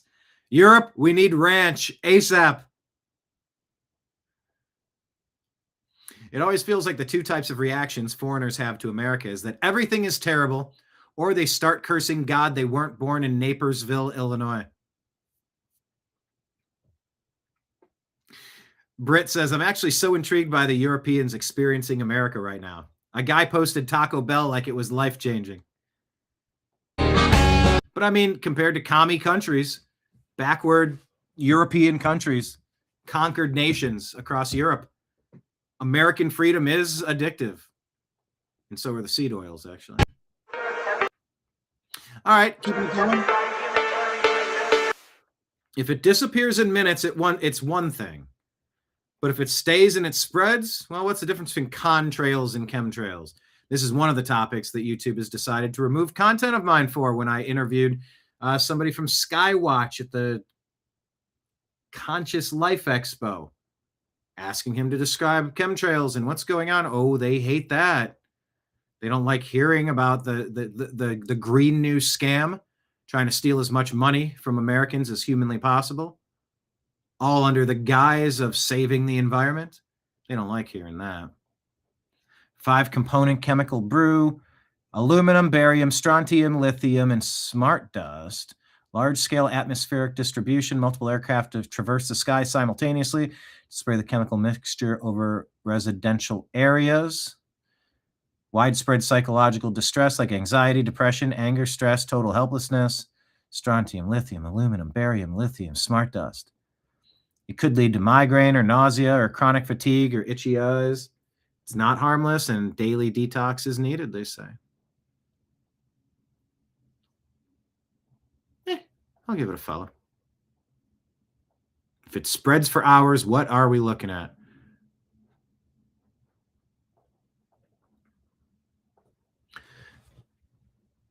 Yeah, you know, the thing is, Brian is he's been lobbying Health and Human Services to try to get us to stop spraying stuff in the skies.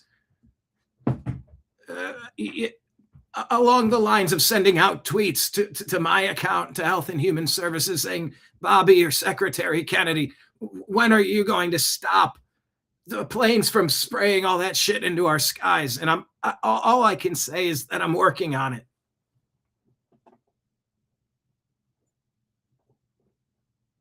I have literally done that. I've reached out to him multiple times. Okay, so what's this massive fire in Tracy, California? Have you seen this? Yeah. Go. Too much music. Come on.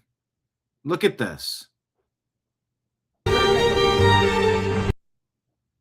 This is apocalyptic. Okay, stop the music. Breaking news. I'm trying to go to bed, but the world keeps going to shit. There's a massive fire at a medical supply warehouse in Tracy, California. Pretty insane images coming out of there. I'm sure it was just a natural whoopsie fire, though. Certainly not some sort of orchestrated, maneuver, strategic wartime maneuver. to ensure that American hospitals are suddenly they're under-equipped. This is like, people don't understand how this is bad. The fact that that thing. It's a medical device facility. Burned Los Angeles down, burning down these warehouses. There's supposed to be sprinkler systems that are equipped to handle this. My father used to work in that industry for a while. It's completely on fire, and all that shit in the warehouse and center are gone. That is like one of the main suppliers of American medical. It's like medical. It's surgical tools, sanitary gloves, and masks and shit like that. So yeah, hope you didn't have a surgery planned, idiot. If you're currently in Stanislaus County, San Joaquin County, or Alameda County, and you look up to the sky, you currently see a giant smoke cloud forming due to a Medline fire taking place in Tracy, California. Okay. This is allegedly from KCRA News. An employee shares this video to KCRA when a fire first sparked inside the 1 million square foot Medicine Industries distribution center in Tracy. This is what would happen if you had illegal alien invaders, a foreign army, Trojan horses, Manchurian candidates, pre-positioned across the country. You know how to take out certain aspects of the power grid, certain aspects of the supply chain distribution system, bridges, infrastructure, you know, all the things I would do if I were a bad guy, wanted to take out this country or any other country. It's what I would be doing. Take a look.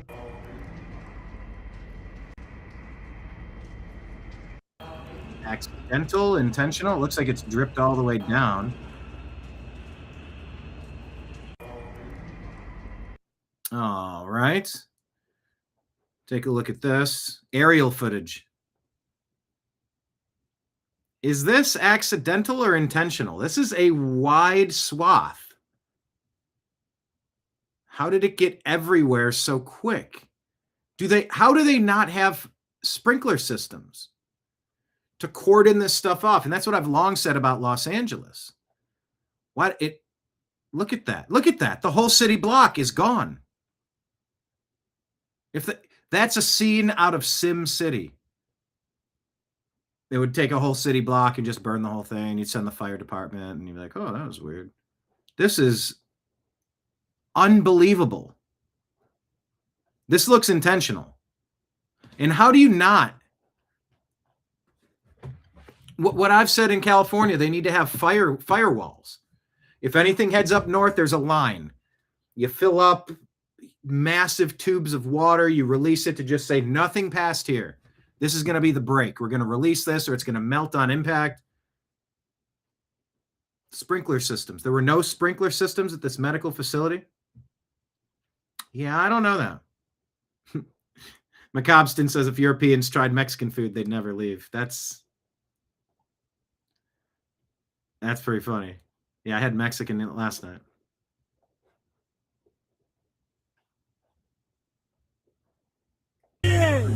Yeah, I don't even know. We have to worry about that brand transfer.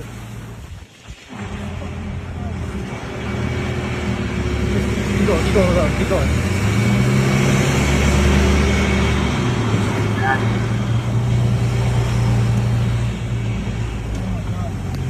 Okay, you don't just how many cars, how many jobs, how many supplies? Yeah, they're non-existent sprinklers in California forests or fire breaks.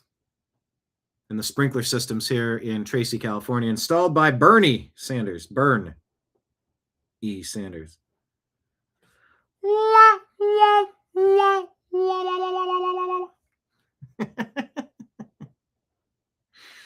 All right. Well, shit. That's a story.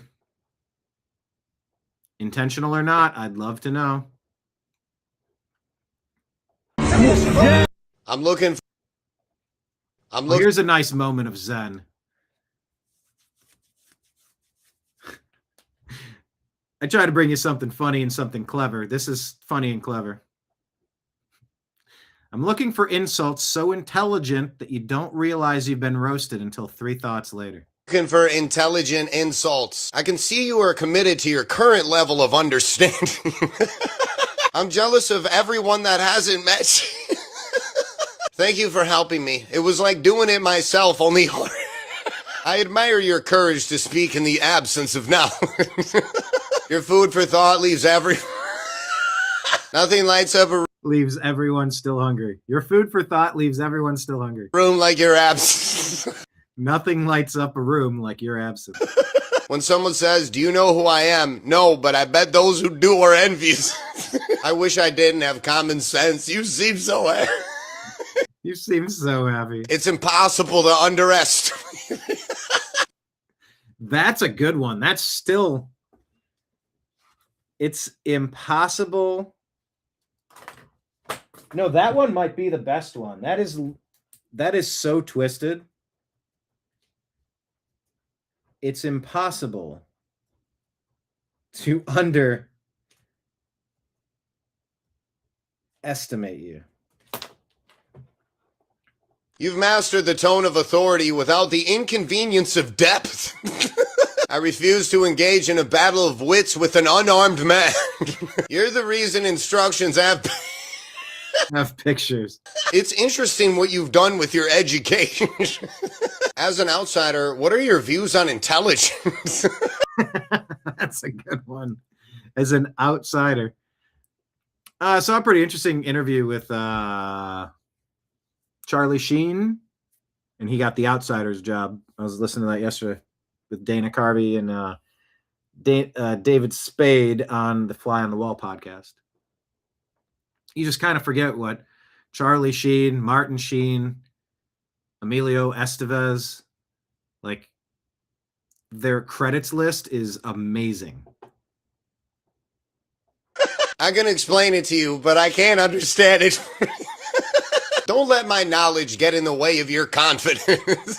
You absolutely light up every room you walk out. I'm looking for intelligent insults. I can see you are committed to your current level of understanding. I'm jealous of everyone that hasn't met you. Thank you. Anyway, that was just I'm looking for for funsies. I like that one. Nothing funny about this. This noble woman from Skid Row refused to take money to commit voter fraud for the Democrats, according to Callie MAGA Barbie. And I met a man at the train depot, and he said, "Are you a registered voter?" And I said, "No." And he said, "Well, that's okay. I want to pay you to vote." And I said, "Again, I'm not a registered voter." And he said, "Where are you going?" I said, "I'm going to North Hollywood." He said, "Oh, I'm going the same way just by chance. I'll meet up with you there." And he did. We both got off the train. He said, "Come over here and sit down." I sat down with him and I said, "Again, I'm not a registered voter." He said, "Oh, that's fine." He pulled out his phone and he said, "Do you got nice penmanship?" Well, yeah, why? "Okay, here's the names. What I want you to do is write this name on this form and then sign the signature and I'll pay you." I said, "I'm not doing that." "But I'll pay you." I said, "I don't care." "Oh, okay." And then he walked away. He was trying to pay me to do voter fraud, and I'm not doing that. And I met a man at the train depot, and he... Good for you. By the way, here's an update on that. Housing and Urban Development has suspended funding to LA Homeless Agency over fraud allegations. Finally getting to the bottom of some of this stuff. We are so in need of indictments. So in need. Anyway, good for her. He said, "Are you a registered?" And I met him. Tyson Goodsell was a 17-year-old who was K'd in cold blood by a gang of Somalians in Minnesota. Mainstream media refuses to talk about it, so I will, says this account. What's his name? Tyson Goodsell.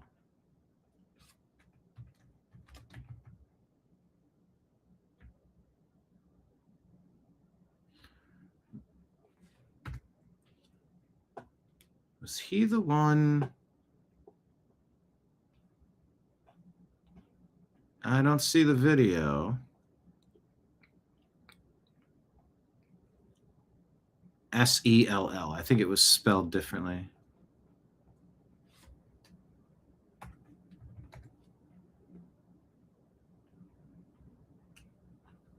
Executed. Somali suspects. 17-year-old high school football player.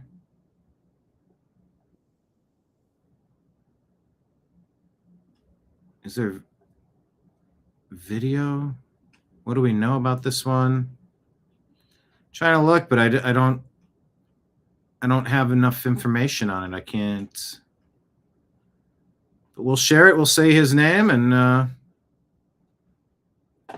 follow it. How about that? Okay, we'll follow it. WABC Radio.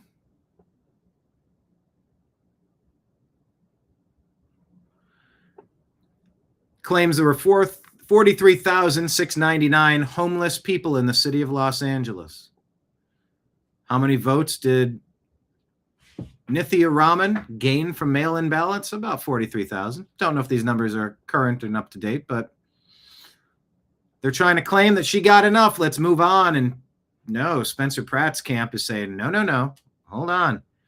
Apparently, there's a lot of people who voted by mail, and they're looking up their votes. And if you look it up, it can tell you if your vote was rejected.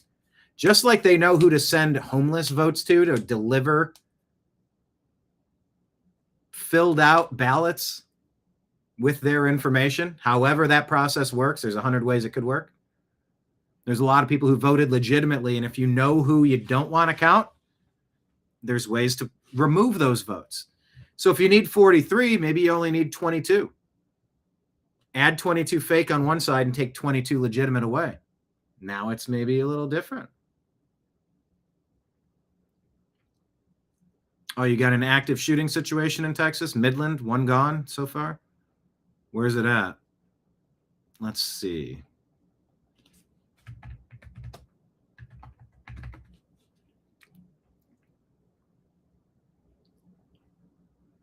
Witness came outside to help people he thought were victims of a car wreck. Instead, he witnessed the Midland mass shooting that left 1 dead and 9 injured.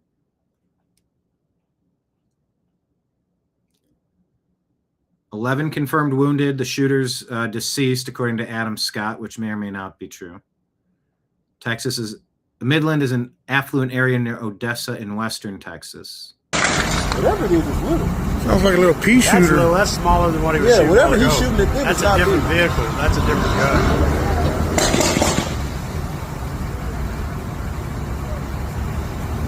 Wow.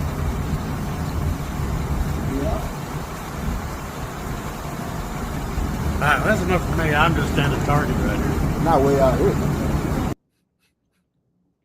That's enough for me. I'm a standing target out here. Not way out here. You sometimes wonder, you go, no, hold on. I'm reading a history book, and they're saying during the Revolutionary War or the Civil War, people would go outside, and they'd have a picnic. We'd wear our dresses, and we'd watch the battle down below. We'd just have a picnic up here watching the fight. You go, who would watch a life and death fight? Well, you got Hank Hill over here. What the hell? I'm sitting duck over here.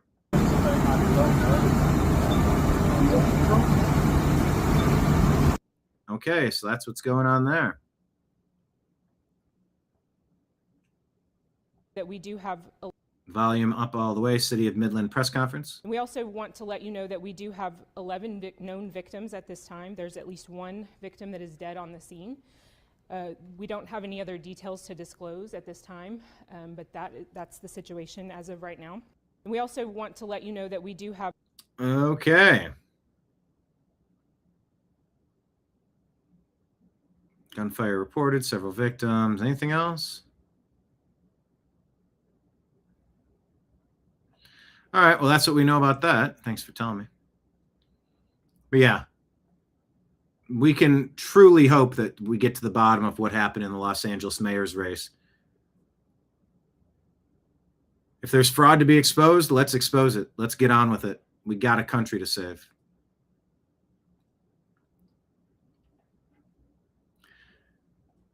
So please follow us on X. We're at American_media_.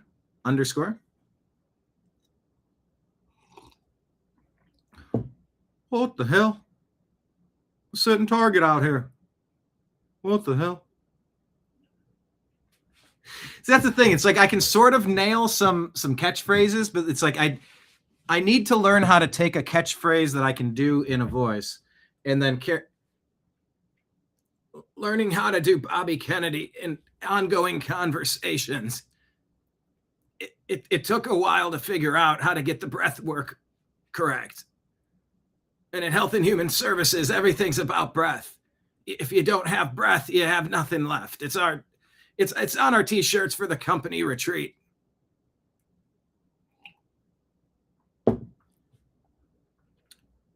What are we talking about? Backyards. Oh, that this stuff's in your backyard in Texas. I don't have a backyard. It's a national forest. Oh, that's great. Yeah, I looked at several properties that butted up against some sort of reserve, nature reserve, national forest, reserve, preserve, different versions of that. That's a nice neighbor. Yeah, that's a nice neighbor to have. But my backyard has been like a forest. I've been doing so many projects around the house on the weekends and in the evenings and the mornings. Got my mosquito traps out. Got to set 1 or 2 of those. Get them hung up somewhere to start getting rid of the mosquitoes that are out. Planting some more mint, eucalyptus and stuff to put in the ground and keep the ticks away. My yard's kind of like a jungle. Kind of like a national forest. Have an area that I need to quickly remove a whole bunch of poison ivy from. I'll be doing that maybe later today after this show, even.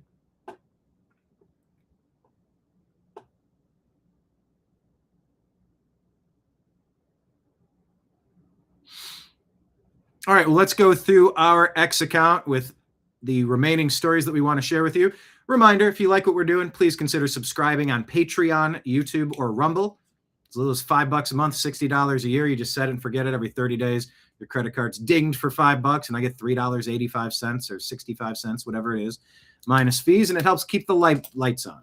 Please consider doing that or dropping us a singular, solitary, one-time only Rumble rant or Super Chat tip if you're having a fun time. Venmo and Cash App, it's my name, Brian Engelman. PayPal is fuzzinstallment@yahoo.com. All of that information is scrolling at the bottom of the screen if I said it a little too quickly, but that is my ad read. Pinned here to the top of our X account is our Patreon page for the New American Media. So you would just go to American_media_ right here. Hit us up on X and then click right there and become a sponsor. So there you go. Shots started ringing out. We'll keep our eyes peeled on Midland. So Donnie Cope says tens of thousands of Spencer Pratt voters are allegedly now receiving rejection letters from the county clerk saying that their ballots were not counted due to signature irregularities. Yet Governor Gavin Newsom just passed legislation that would make it illegal for anyone conducting oversight to contest signatures that they deemed fraudulent. Democrats allow ballots to be signed with an X, a dash, or a smiley face to pass and count, but all of a sudden, only Republican signatures are being flagged for irregularities, being rejected and not counted. One of these California Republican voters said that his signature had been on file for over 20 years and there had never been an issue until he voted for Spencer Pratt. Nithya Raman had beaten Spencer Pratt by less than 3,000 votes, allegedly. There are at least 18,000 Pratt voters who received this letter saying that their votes were rejected. So all eyes on Spencer Pratt in the city of Los Angeles. I'm pulling for you. I started the New American Media in Los Angeles.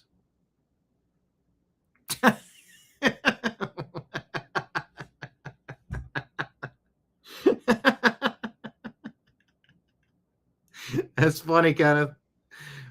Kenneth jumping in off the top ropes with the super chat. $10. Thank you, sir. He says, I owed Nimbus this money. You know, so I've had this book in my head for far too long. It's called Nimbus Loves Christmas.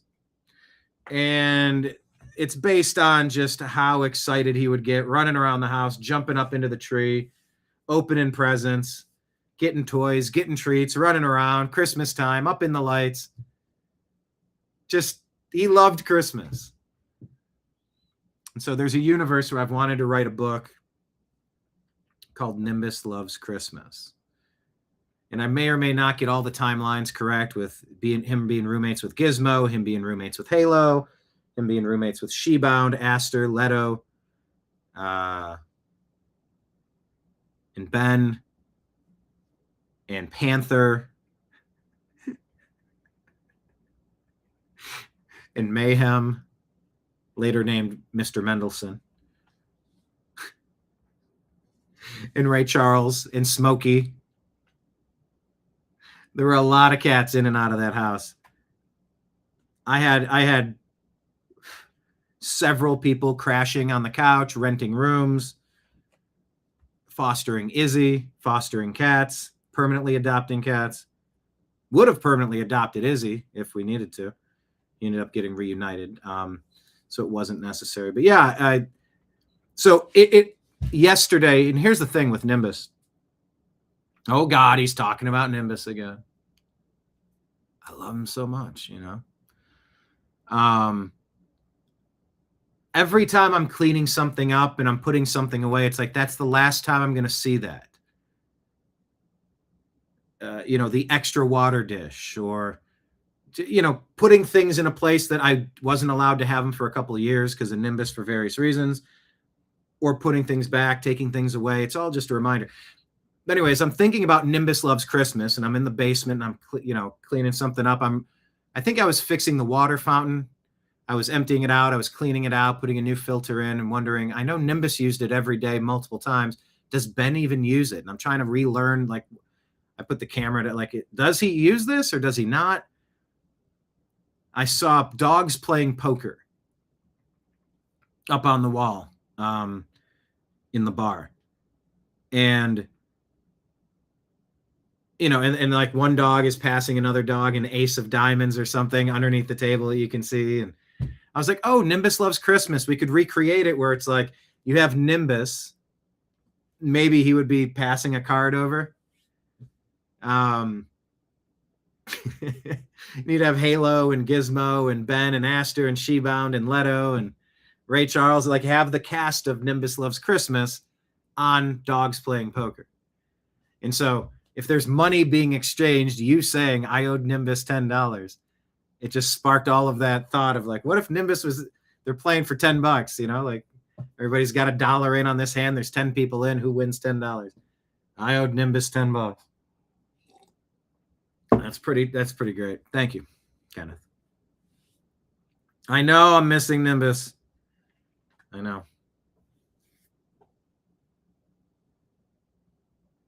But that's great. Thank you, Kenneth. Appreciate that. So anyway, let's stay tuned on what's happening here. Is this a report that I can listen to? No. Paul Smula says LA County is admitting that 12,700 ballots have been flagged in the mayoral primary. Countywide total, how many were Pratt votes? LA County officials confirmed that countywide 9713 ballots challenged on signature matching, 2991 unsigned. The scoop and image of a rejection letter was originally posted by DCOPE Chatter, Dope Chatter, D-Cope Chatter, with many Spencer Pratt supporters now sharing similar cure notices. Pratt finished a close third, a race tightened significantly in final counts. These are standard mail-in ballot challenges that voters can cure. Full transparency on cure rates and any patterns is important given the margins. Fair question. Were Pratt votes challenged at a higher rate than those for Bass or Rahman? MAGA Voice asks, raise your hand if you think U.S. Attorney General should investigate L.A. for stealing Spencer Pratt's election. Johnny MAGA says, Trump is beautifying our capital at levels never seen before. It's incredible. Look at this. That is nice. That's cool.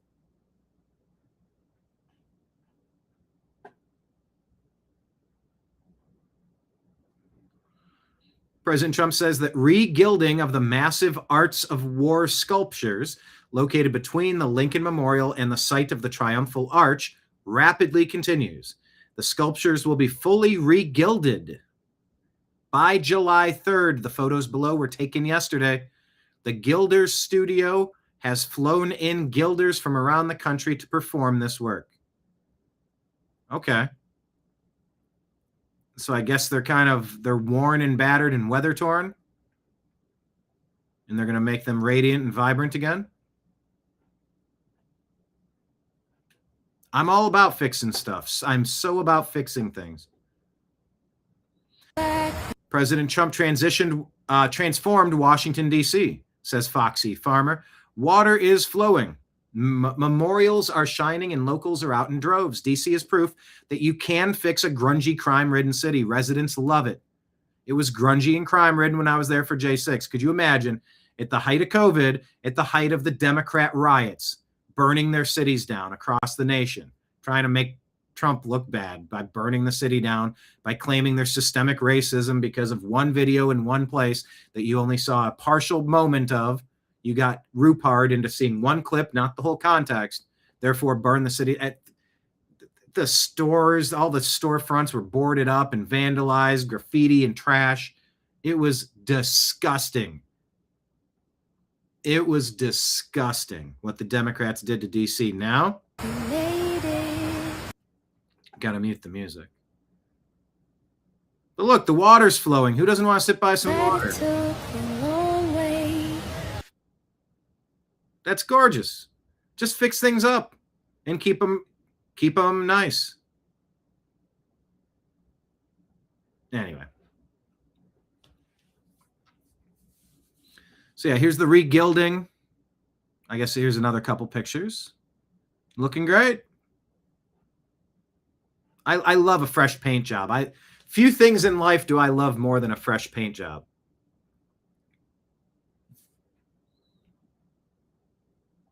Oh, are you saying talk, Brian? Because I said, oh, here he goes, talking about Nimbus again. Yeah,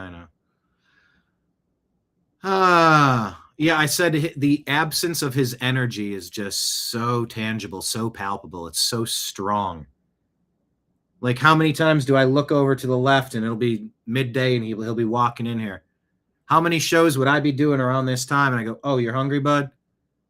It'd be around 2/3 of the way through a 3-hour show that I'd play you a 2-minute clip and I'd run into the other room and I'd feed the cat. And, you know, you got to take the knife and you got to scrape all the food. They spread it all over the bowl and you got to bring it back together and swap that into a fresh plate and a fresh dish, and then put the other one in the sink and rinse it so that it loosens up so you could quickly clean it and dry it because you got to keep them cycled in. It was so much work, but it was so much routine and just the lack of needing to do that and shuffling. I wouldn't be able to move because sometimes I would feel Nimbus's whisker on my ankle or my calf, but a lot of times he would just show up there, and if I turned, I didn't want to fall and hurt myself or fall and hurt him.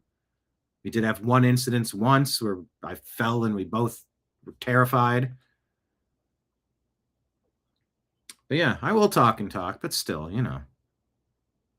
I know, the last time. Yeah, we'll see if we can put Nimbus into the TNAM Trash Panda softball team. Nimbus tears are pulling. Yeah, I'll let you know if I get a day without getting tears. I'll let you know. So far today, can't say that. So 100% of the days since. All right. Gunther Eagleman says a nation without history loses its identity. President Trump knows and understands this better than anyone. That's why he's restoring and preserving and celebrating the American story that built the greatest country on earth. While others try to tear it down, he's fighting to keep it alive. Through every attack, every challenge, and every obstacle, he keeps moving forward. For millions of Americans, that's something truly special to witness. I love having a builder, a fixer, a renovator, and someone willing to deal with some fraud crackdowns. Let's take a listen. The gravy train is over in Los Angeles, says Gunther. Homelessness program in Los Angeles. Yes, officials say the agency lacked adequate financial controls and safeguards for taxpayer dollars. The New York Post is reporting this, that an audit found $50 million distributed while only $13 million was accounted for. Joining me now and continues to be astounded by what's going on in Los Angeles is First Assistant U.S. Attorney for the Central District of California, Bill Asali. Bill Asali is very popular and prominent these days. Haircut and a paint job. 6 bits. Yeah. But yeah, actually getting to finish a few days ago the paint job of, I say finish, I'm mostly finished. I still need to patch an area or two and just do a spot painting. I should probably do that ASAP. Maybe I'll do that after the show. Yeah, maybe I will actually do that. I want to wrap up that paint job and really hammer in the cans, put them in the basement, call it a day. So I wanted to patch the sides of some cracked concrete before it's painted. Yeah, just getting sharp, clean paint lines. Oh, it's so nice. Drive through a Dairy Queen and those metal posts that are there to keep the car from hitting the drive-through window or something, and they're freshly painted, vibrant, bright red. Izzy fell in love with Dairy Queen, so we went like every damn day. He'd never had it before growing up in California. And yeah, I compliment. I'm like, man, your paint job is fantastic. Like, oh, the friend of the owner, he does painting, so they keep it. I'm like, yeah, I know. I had to keep 25 buildings freshly painted. I know. I was obsessed with it because it makes you feel good when you come around. Shitty paint makes you feel bad when you come around. So yeah. Haircut will make you feel good, and a paint job will make you feel good. I know. It's always too bad I can't play music. It's ridiculous. Thank you, David. Got to go get the kids. We'll see if I'm wrapped up by the time you get back. There's a lot of shows where I'm still going. And we're all hanging out here. But here's Bill Asali. Bill, first off, when you are the number one, when you're the capital of homelessness in the country, and more money is spent, and very little progress is made, there's a reason for an investigation. What so far have you found? Yeah, in fact, this is one of my biggest priorities. When I got in, we made the Homeless Fraud and Corruption Task Force. And we said we're going to look for every dollar, because agencies like LAHSA, they're unable to account for it. They can't tell you where the money went. So within a matter of months, we found out a lot of money was stolen. We've charged almost $100 million in fraud. There's a guy, Mr. Sufer, which was covered on Fox News. He was supposed to be responsible for housing 300 homeless people. He used the money to buy a home in Westwood and a home in Greece, and to vacation at the Four Seasons. People are stealing the money, and agencies like LAHSA are supposed to provide the oversight to make sure that doesn't happen. But everyone's making so much money off this, they don't care. The gravy train just keeps coming. And it's an army of ghost voters. And if you don't clean the rolls, you just keep adding tens of thousands every cycle, and they stay there. You never remove them. Get the same people registered multiple times, people that passed away, they stay on there as just ghost voters. Oh, that's surely enough to make up 10, 20, 30, 40,000, 50,000 votes. Easy to get a swing if you deploy the ghost voters, is it not? Find them. Let's go. The study does show that as much as $24 billion statewide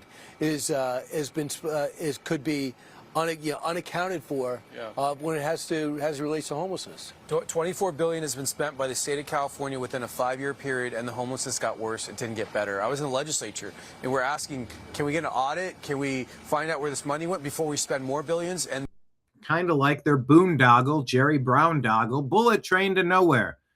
LA should have, and still should, put a bullet train from LA to Vegas. Not to San Bernardino and Merced. LA to Vegas. That's a train people would take. That would be awesome infrastructure, actually. They are so disinterested. They just want to feed this homeless NGO complex with billions of dollars, and they don't actually want to solve the problem. So here's the question. What does Karen Bass know, and why wasn't she doing anything? So when you come down with this lawsuit, this investigation, she writes this. Mayor Bass, too, has grave concerns about LAHSA and the zero tolerance for mismanagement and negligence, which is why she previously directed the city to evaluate how to move away from the agency. But threatening federal funds does nothing to house people and jeopardizes the progress Mayor Bass has led to reduced homelessness for 2 years in a row. The improvement is negligible. It's single digits. And what she's trying to say is, you're cutting off funds. You're going to make things worse. What do you say to that? We're not going to fund Yeah, we're not going to fund fraud. And if LASA is funding fraud and they're not being accountable for the money they're entrusted with, they're not going to get another dollar. And I think the Trump administration's made clear. We want to solve homelessness. We want to work with local agencies, but we want responsible partners and we want results. And LASA ain't it. I got another topic, but last question on this. What about the program of putting these homelessness into hotels and motels? That's been an epic fail too, hasn't it? It hasn't worked. I mean, you can look at LA driving around. The homelessness hasn't gotten better. And the only reason that the mayor is even saying this is because they've been caught. There's now been audits, there's been criminal cases, and now she's saying, oh, this is terrible, and distancing herself. That's a great point. She's trying to get out from under it. She's trying to save her ass right here. But where was she before? The arsonist behind the Pacific Palisades fire is going to be back in court. Oh, I want to hear about that. LAHSA is being defunded, says James O'Keefe. When our undercover journalist spoke to LA city official Donald Byers, he revealed where LASA's money is going. Byers directly calls out LASA, saying how taxpayer dollars are being funneled into bureaucrat pockets while homelessness continues to spiral out of control. So LASA, for example, LASA is the LA Housing, Homelessness Services Department. For whatever reason, they get allocated a ton of money, but they don't really have a whole lot to show for it. They don't have a good track record. And basically, there are tens of thousands of people that are living on the street. They're supposed to have a quota. They're supposed to hit. They get maybe 10% of that quota in a year. It's just very, very, very low. That's right. Donald Byers mentions the Los Angeles Homeless Services Authority, the same LASA that was featured in James O'Keefe's previous reporting on Skid Row election fraud. James O'Keefe reported that LASA has been funding the Weingart Center, which has failed all of their recent audit deadlines and has fallen under public scrutiny. 21 months late last year with 8 negative findings. An article in LAist states that one of LA's biggest homeless service providers has been awarded over $100 million in taxpayer funds while failing to comply with federal audit mandates. One of Weingart's primary funding sources is LASA, the Los Angeles Homeless Services Authority. Well, it turns out that LASA has also been failing their own audits for 18 years straight. 18 years of failed audits. An article in Oh, that's like the entirety of the Obama doctrine, huh? Westside Current claims that the audit took more than a year, attempting to track $2.3 billion in funding tied to 3 major city programs, including Mayor Karen Bass's Inside Safe initiative. The report, which cost $2.8 million, painted a picture of a disjointed system with fragmented oversight and missing or unreliable financial data. So they were stealing the money? Most likely it's either some form of embezzlement or they're allocating money for projects, but just sweeping under the rug or misallocating it, basically. So a lot of people are just taking money off the top and not accurately putting all their money down for what the project should be. Who do you think, where do you think the money is going? People's pockets. Do you know that for a fact? Yes. Oh, wow. Wow. Imagine stealing from the homeless. Yes, arrest them.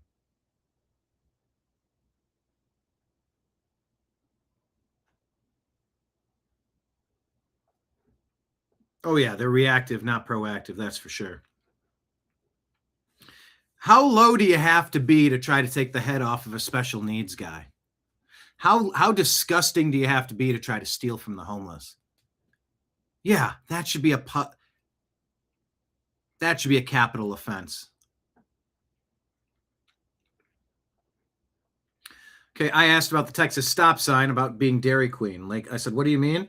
The term Texas stop sign, Lake Leon says, often refers to the iconic Dairy Queen restaurants found along Texas highways, which are popular pit stops for travelers. Dairy Queen has become a true Texas symbol.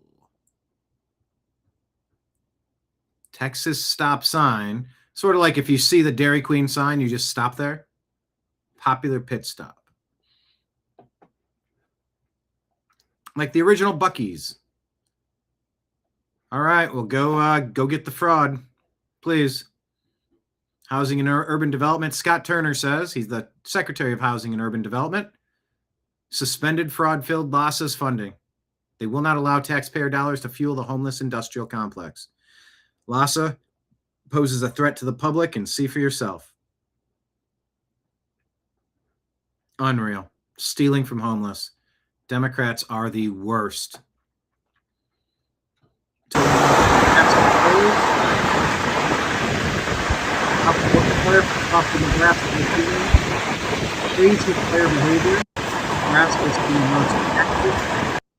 In largest wildfires in the nation this year, and it doesn't look like it's stopping. Residents surrounding Crawford are evacuating.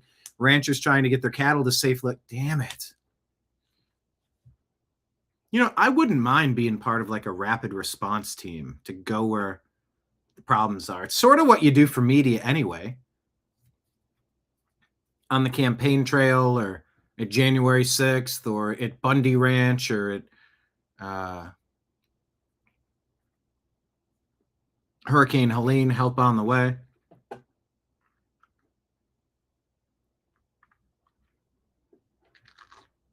I guess this burning Nebraska story has been off my radar. Okay. The fire sprinklers failed and there was low hydrant pressure. This is becoming a pattern, she says. That was my first question. Why didn't the sprinklers kick on? They failed. Don't they get inspected once a year? Washington Post says federal judge indefinitely blocks President Trump's proposed $1.8 billion payout fund, which is still being challenged in court despite justice officials claiming the effort is dead.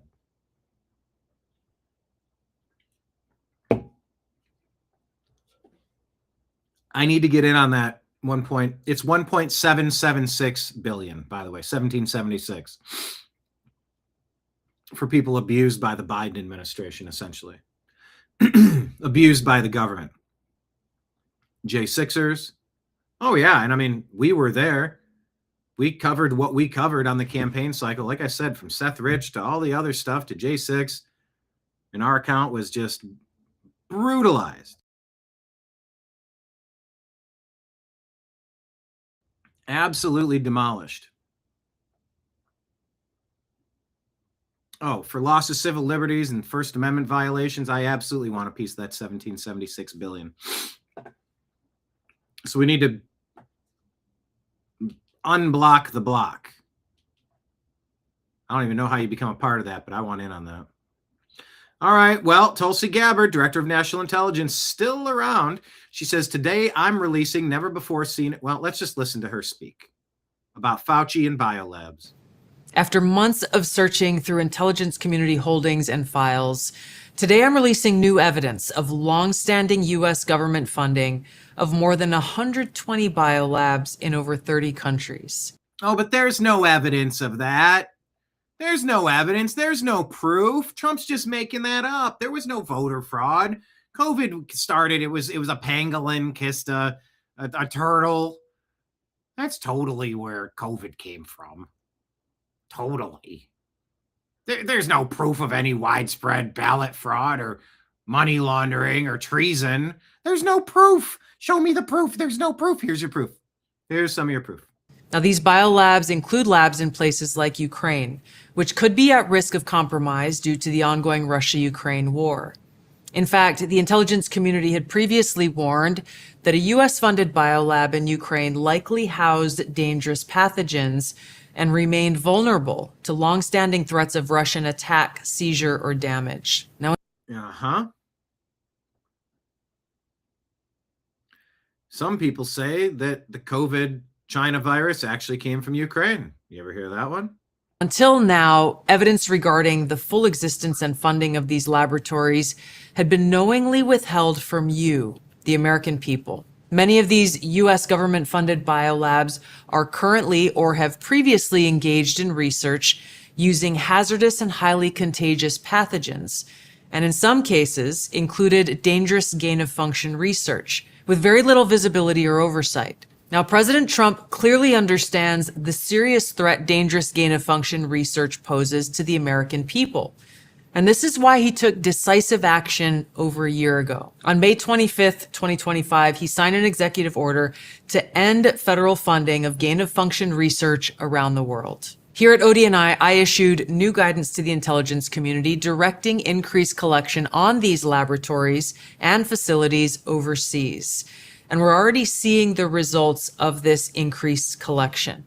We're learning new details, for example, on clinical trials that are underway at these facilities and that are raising significant ethical, financial, and security concerns regarding the supposed public health initiatives and U.S. national security. Now, despite the obvious potential for catastrophic global impact that research on dangerous pathogens in biolabs can have, politicians and so-called health professionals like Dr. Fauci, as well as entities within the Biden administration's national security team, lied repeatedly to the American people about the existence of U.S.-funded and supported biolabs. Not only did they lie, they threatened those who attempted to expose the truth. So this release today breaks new ground, as the information surrounding the existence, history, locations, and funding of these U.S.-funded biolabs has been intentionally covered up by very powerful people who falsely claimed that these biolabs didn't exist. Now, they accused anyone who says otherwise to be foreign assets and traitors to America. Now, ODNI will continue working closely with partners across the U.S. government to identify exactly where these labs are and what pathogens they contain to end dangerous gain-of-function research that threatens the health and well-being of the American people and people around the world. All right, yeah. I like Tulsi in the comments. Kenneth loves her gray hair thing. Like, was it Storm from X-Men? So we shall see. After months of... I didn't press that. I call on Fauci to be indicted immediately. There's been the FBI has just raided an Ohio organizing collaborative. That's one way to say it. FBI reportedly raids an Ohio voting rights organization. Okay, that's another way to say it. Yet another way to say it might be a voter fraud organization, like LASA, allegedly.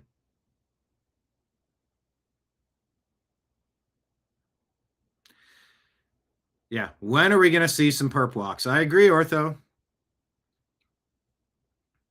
When? So I call on Fauci to be indicted immediately. No surprise about that. I've had that same position for a long time. Washington Post says Elon Musk's SpaceX announces a historic IPO valued at $75 billion, potentially making him the world's first trillionaire. According to calculations by the Post, Musk's shares in SpaceX and Tesla are worth over $1.1 trillion. Eric Daughtry says Senate Leader John Thune erupts and yells at the Democrats on the floor because they blocked the FISA renewal. That saves American lives. I have to ask the question, I can't for the life of me figure out why the Democrats continue to support policies that make this country less safe. So now the clock ticking down, FISA facing its final hours after the House and Senate failed to keep the key surveillance program alive. And now the fallout is just beginning. We'll let you know where that stands as of this hour. And I believe Thomas Massey was really happy to block that. Thomas Massey, just a little bit of time left on his final term. Representative James Comer says 200 Democrats voted against my legislation this week to stop fraud before the government sends your money out the door. Why are Democrats protecting criminals who steal from hardworking Americans? Congress must take further action to stop fraud before it happens. The Stopping Fraudulent Payments Act adds critical safeguards to ensure federal payments go to the right recipient in the right amount before funds are awarded or dispersed. Federal law currently lacks a government-wide requirement to verify payments and prevent fraud across federal financial assistance and public benefits programs. Even when payments show elevated fraud risks, the Treasury Department cannot stop them. it is required to process the payments agencies request. Under current law, agencies can issue payments despite flags received from Treasury's Do Not Pay system or other tools that might indicate an elevated risk of fraud. H.R. 8464 addresses the status quo by requiring agencies to conduct fraud prevention activities prior to issuing payment requests. The bill gives Treasury.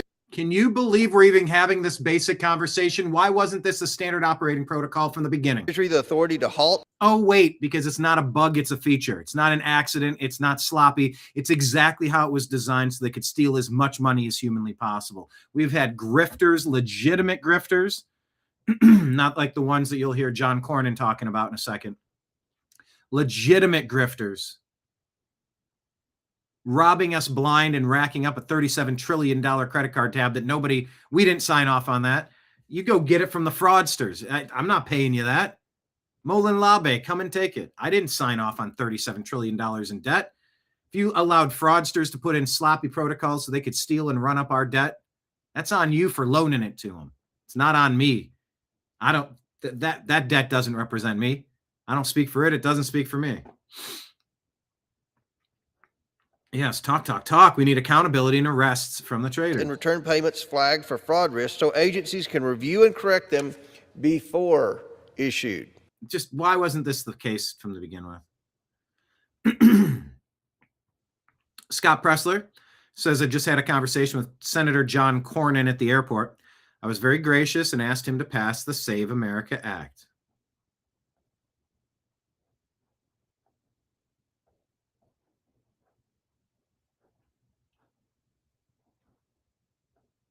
John Cornyn replies, grifter. Calls him a grifter. Scott Pressler says this is day 163 of asking leader John Thune to pass the Save America Act. No, Scott Pressler is just consistent and persistent. It's called the persistence. Senator Mike Lee persistently saying that Senate Republicans should immediately force the Save America Act onto the floor, responding to Senator John Cornyn claiming that he's attacking Republicans. Shut up, Cornyn. You've been fired. Mr. President, our elections need to be characterized by two things. We need to make it easy to vote and hard to cheat. And we need to do that by making sure that people establish their citizenship and therefore their eligibility to vote when they register, and that they show who they are when they show up on election day. This isn't hard. This isn't unusual.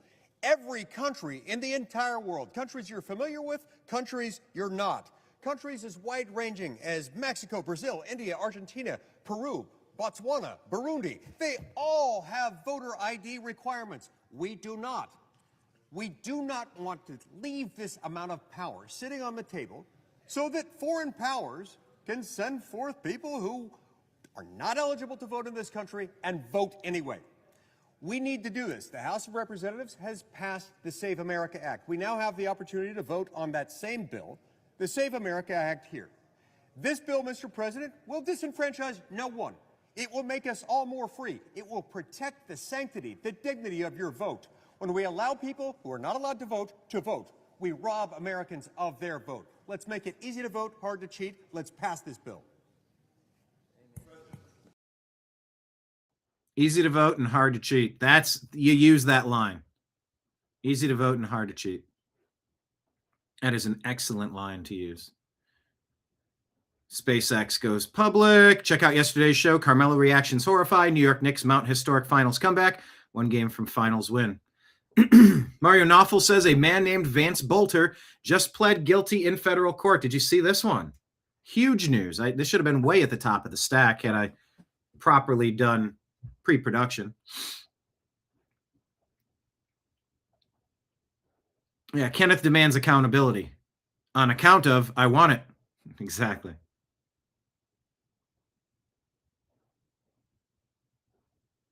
Oh, is Scott Pressler the Republican chair in Pennsylvania? Cornyn is a has-been. Well, this guy's a has-been. Remember this horror show? The one lady who voted against Somalian fraud, putting illegal aliens onto the healthcare systems to make it expensive for everybody else in America to afford health coverage. assassinated at her front door, her and her family, her and her husband. A man named Vance Bolter pleads guilty in federal court to the murder of Minnesota Democrat lawmaker Melissa Hortman and her husband. He also admitted to shooting and seriously injuring State Senator Hoffman and his wife in a separate attack. As part of the deal, he avoids the death penalty and will serve 2 consecutive life sentences, plus 40 years. Bolter carried out the attacks while disguised as a police officer and had a hit list with nearly 70 names on it.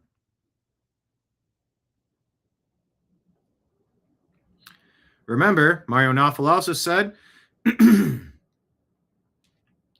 that the Minnesota shooter's disturbing letter was released, and it said, Tim Walz asked me to take out certain people. Tim Walz asked me to take out certain people. I said no. I said no, so pants were on fire. My whole life and family would be in jeopardy. I've done missions all over the world. I was told by the military that it would be in my best interest to get a permit. I couldn't take it anymore. I just had a target, and the mania started. He planned to carry out a night of terror that shook Minnesota to its core. He K'd Hortman and her husband after disguising himself as police. A delusional mindset.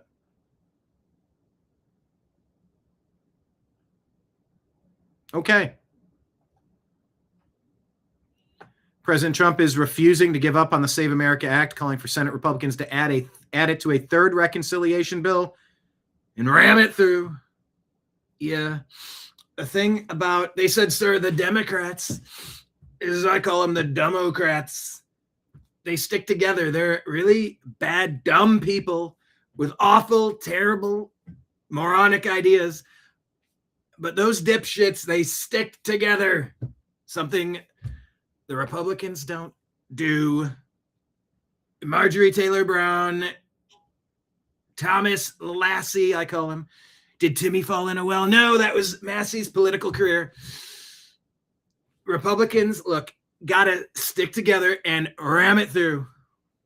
Mr. President, on the Save America Act, you're now urging Republicans to add that to this third reconciliation bill. Yeah. What's your perspective on why election integrity matters so much for national security from your perspective? Well, we need it for our elections. We need to have voter identification, which you don't have right now on a national basis. We need it for, and the voter ID is very important, we need it for proof of citizenship. Do you believe it? The Democrats are fighting. They don't want you to prove your citizenship when you vote. You know why they want that? Because they cheat. Yes, because they cheat. Ortho says they will pass it, just not in time to be implemented before the election. Yeah. Or here's the other theory. They're waiting so that there's not enough time to undo it or to drag it down in some sort of additional court thing. Just do it, get it done. Ram it through. It's done. There's no time for him and Han. Oh, you know what? We need to have a no kings protest to protest the fact that we're not going to be allowed to cheat in this election. So we're going to get out on the streets. 3 weeks. We're going to have this massive. No. Just do it really close to election day. See, you're just stuck with it. That's one of the theories. I don't know. I'd rather have it done now. Get it over with. That's what I say. And we also want it with mail-in voting, where you have people that are sent 7, 8 ballots, 2 ballots, 4 ballots, and a lot of them sign those ballots. Mail-in voting, and we want to be very judicious. If you're in the military and you're far away, or if you're handicapped, or if you're sick, or if you're on vacation, that you have but you're not going to, millions and millions. Look at California. They send out millions of ballots, tens of millions. They have no idea what's going on. Billions. Those elections are so corrupt. So we have a mail-in ballot. Then we have no men, and we had 2 more. No men in women's sports. We're talking about saving America, right?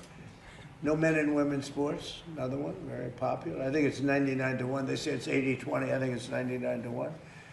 And we have no mutilization of your children for transgender purposes. So it's the transgender mutilization of your children. Does that sound good with you guys, generally speaking? You're not into transgender mutilization of your child? Not at all, sir. Well, your child leaves your house and they take your child from you. In some cases, think of it, in 6 states, they take the child and do what they want to do. What they do is I don't even want to talk about it. It's barbaric. It's sad. Listen to the stories of the detransitioners and tell me which side you agree with. If you want to do something at 18 years old with your money, then hey, I can encourage you maybe not to do that, but that's your life. You live your life the way you want to. But yeah, you should be protecting kids. So there's that.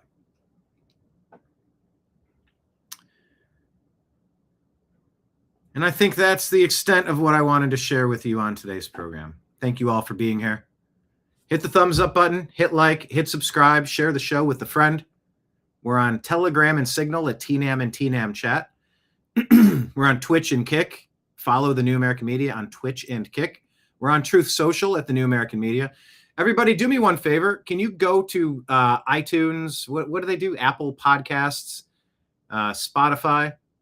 Can you follow the Agree to Disagree Show? The New American Media's The Agree to Disagree Show. That's what this used to be called. Maybe I'll open up a second one that just calls this the TNAM Daily Show, but for now, that's what it's called. And get our podcast.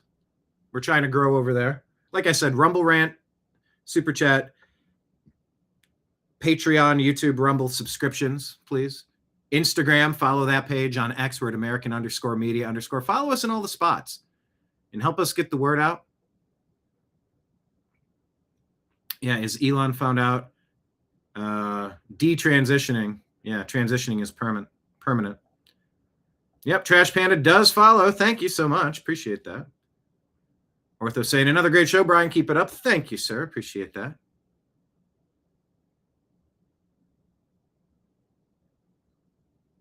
And Rob, thank you, everybody. Subscribe. Hit the notifications bell as well. Appreciate having you around. And yeah, stay tuned. I've heard your requests to do shows in the evening. Stay tuned. It's just going to require a reconfiguration. There are several reasons why an evening show may be better. And I want to at least beta test it and continue to try it out. Whether that's tonight or, whether it's an organized show or a nightly hang where we're just scrolling around together. I don't know exactly. Maybe on the weekends. But then again, like there's life things happening. And sometimes in the evenings, that's when a lot of the other stuff is happening. So I want to make sure it's clear so that the show just isn't on Thursday. It's not on Friday because at night I'm not available. So, there's going to be that conflict as well. But maybe it could be try it in the evenings when available. And if not, it's at noon. Or if not, it's at 6 a.m. Whatever the case may be. I'm open to tweaking it. And I appreciate having you guys here for sure. Trash Panda number 27 leaving the building. Yeah. Dina says, thank you. Have a great day. We are tuned. Good. Don't be auto-tuned though. Shows in the Raw. Yeah, we will. Everybody stay tuned. And we'll see how it goes. Liberty Tango wants 9 p.m. consistently. Yeah, I mean, that would require me not doing other things at 9 p.m. and that doesn't necessarily fit into my schedule per se, but I'm pondering it. Maybe bounce as many of the shows into the evening, maybe do a replay of shows at noon. I could replay yesterday's show at noon. I don't know. Let me ponder this. But thank you all for being here. I hope you have a recharging, relaxing, refreshing, accomplished, successful, productive weekend, whatever that looks like to you. For me, it's a lot of recalibration, a very empty house. But it's also fresh, working on projects around the house and encountering a brand new cat yesterday. I'm not saying I want to bring in a new cat or anything, but the cat distribution system found me face to face 10 feet away with a new cat. Didn't run. And we just talked for a little while. Then it took off and I let it go. And that was that. But yeah, definitely crossing some things off the to-do list this weekend in a good way. A lot of things that you'd put off on the weekend, on the weekdays until the weekend, and I'm very much looking forward to it. So please go out there and have a great weekend, and I will stay tuned. Who knows? Maybe I'll just I'll pop in at a random time on the weekend and do a show. Not the best way to build a regular audience, I know, but stay tuned. If you see us live, jump in, and we'll see how that goes. Signing out on behalf of everybody out there in the TNAM network, all the trash pandas across the globe, whithersoever dispersed as you may be. I appreciate you. I love you, and we'll talk to you again soon. Take care, everybody. Peace.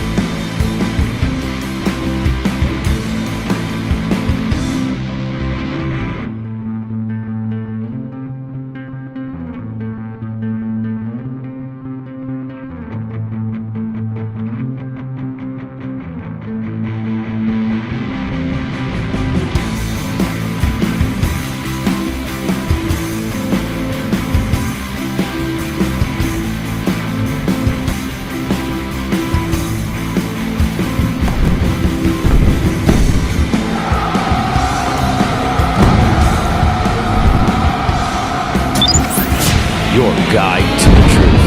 TheNewAmericanMedia.com.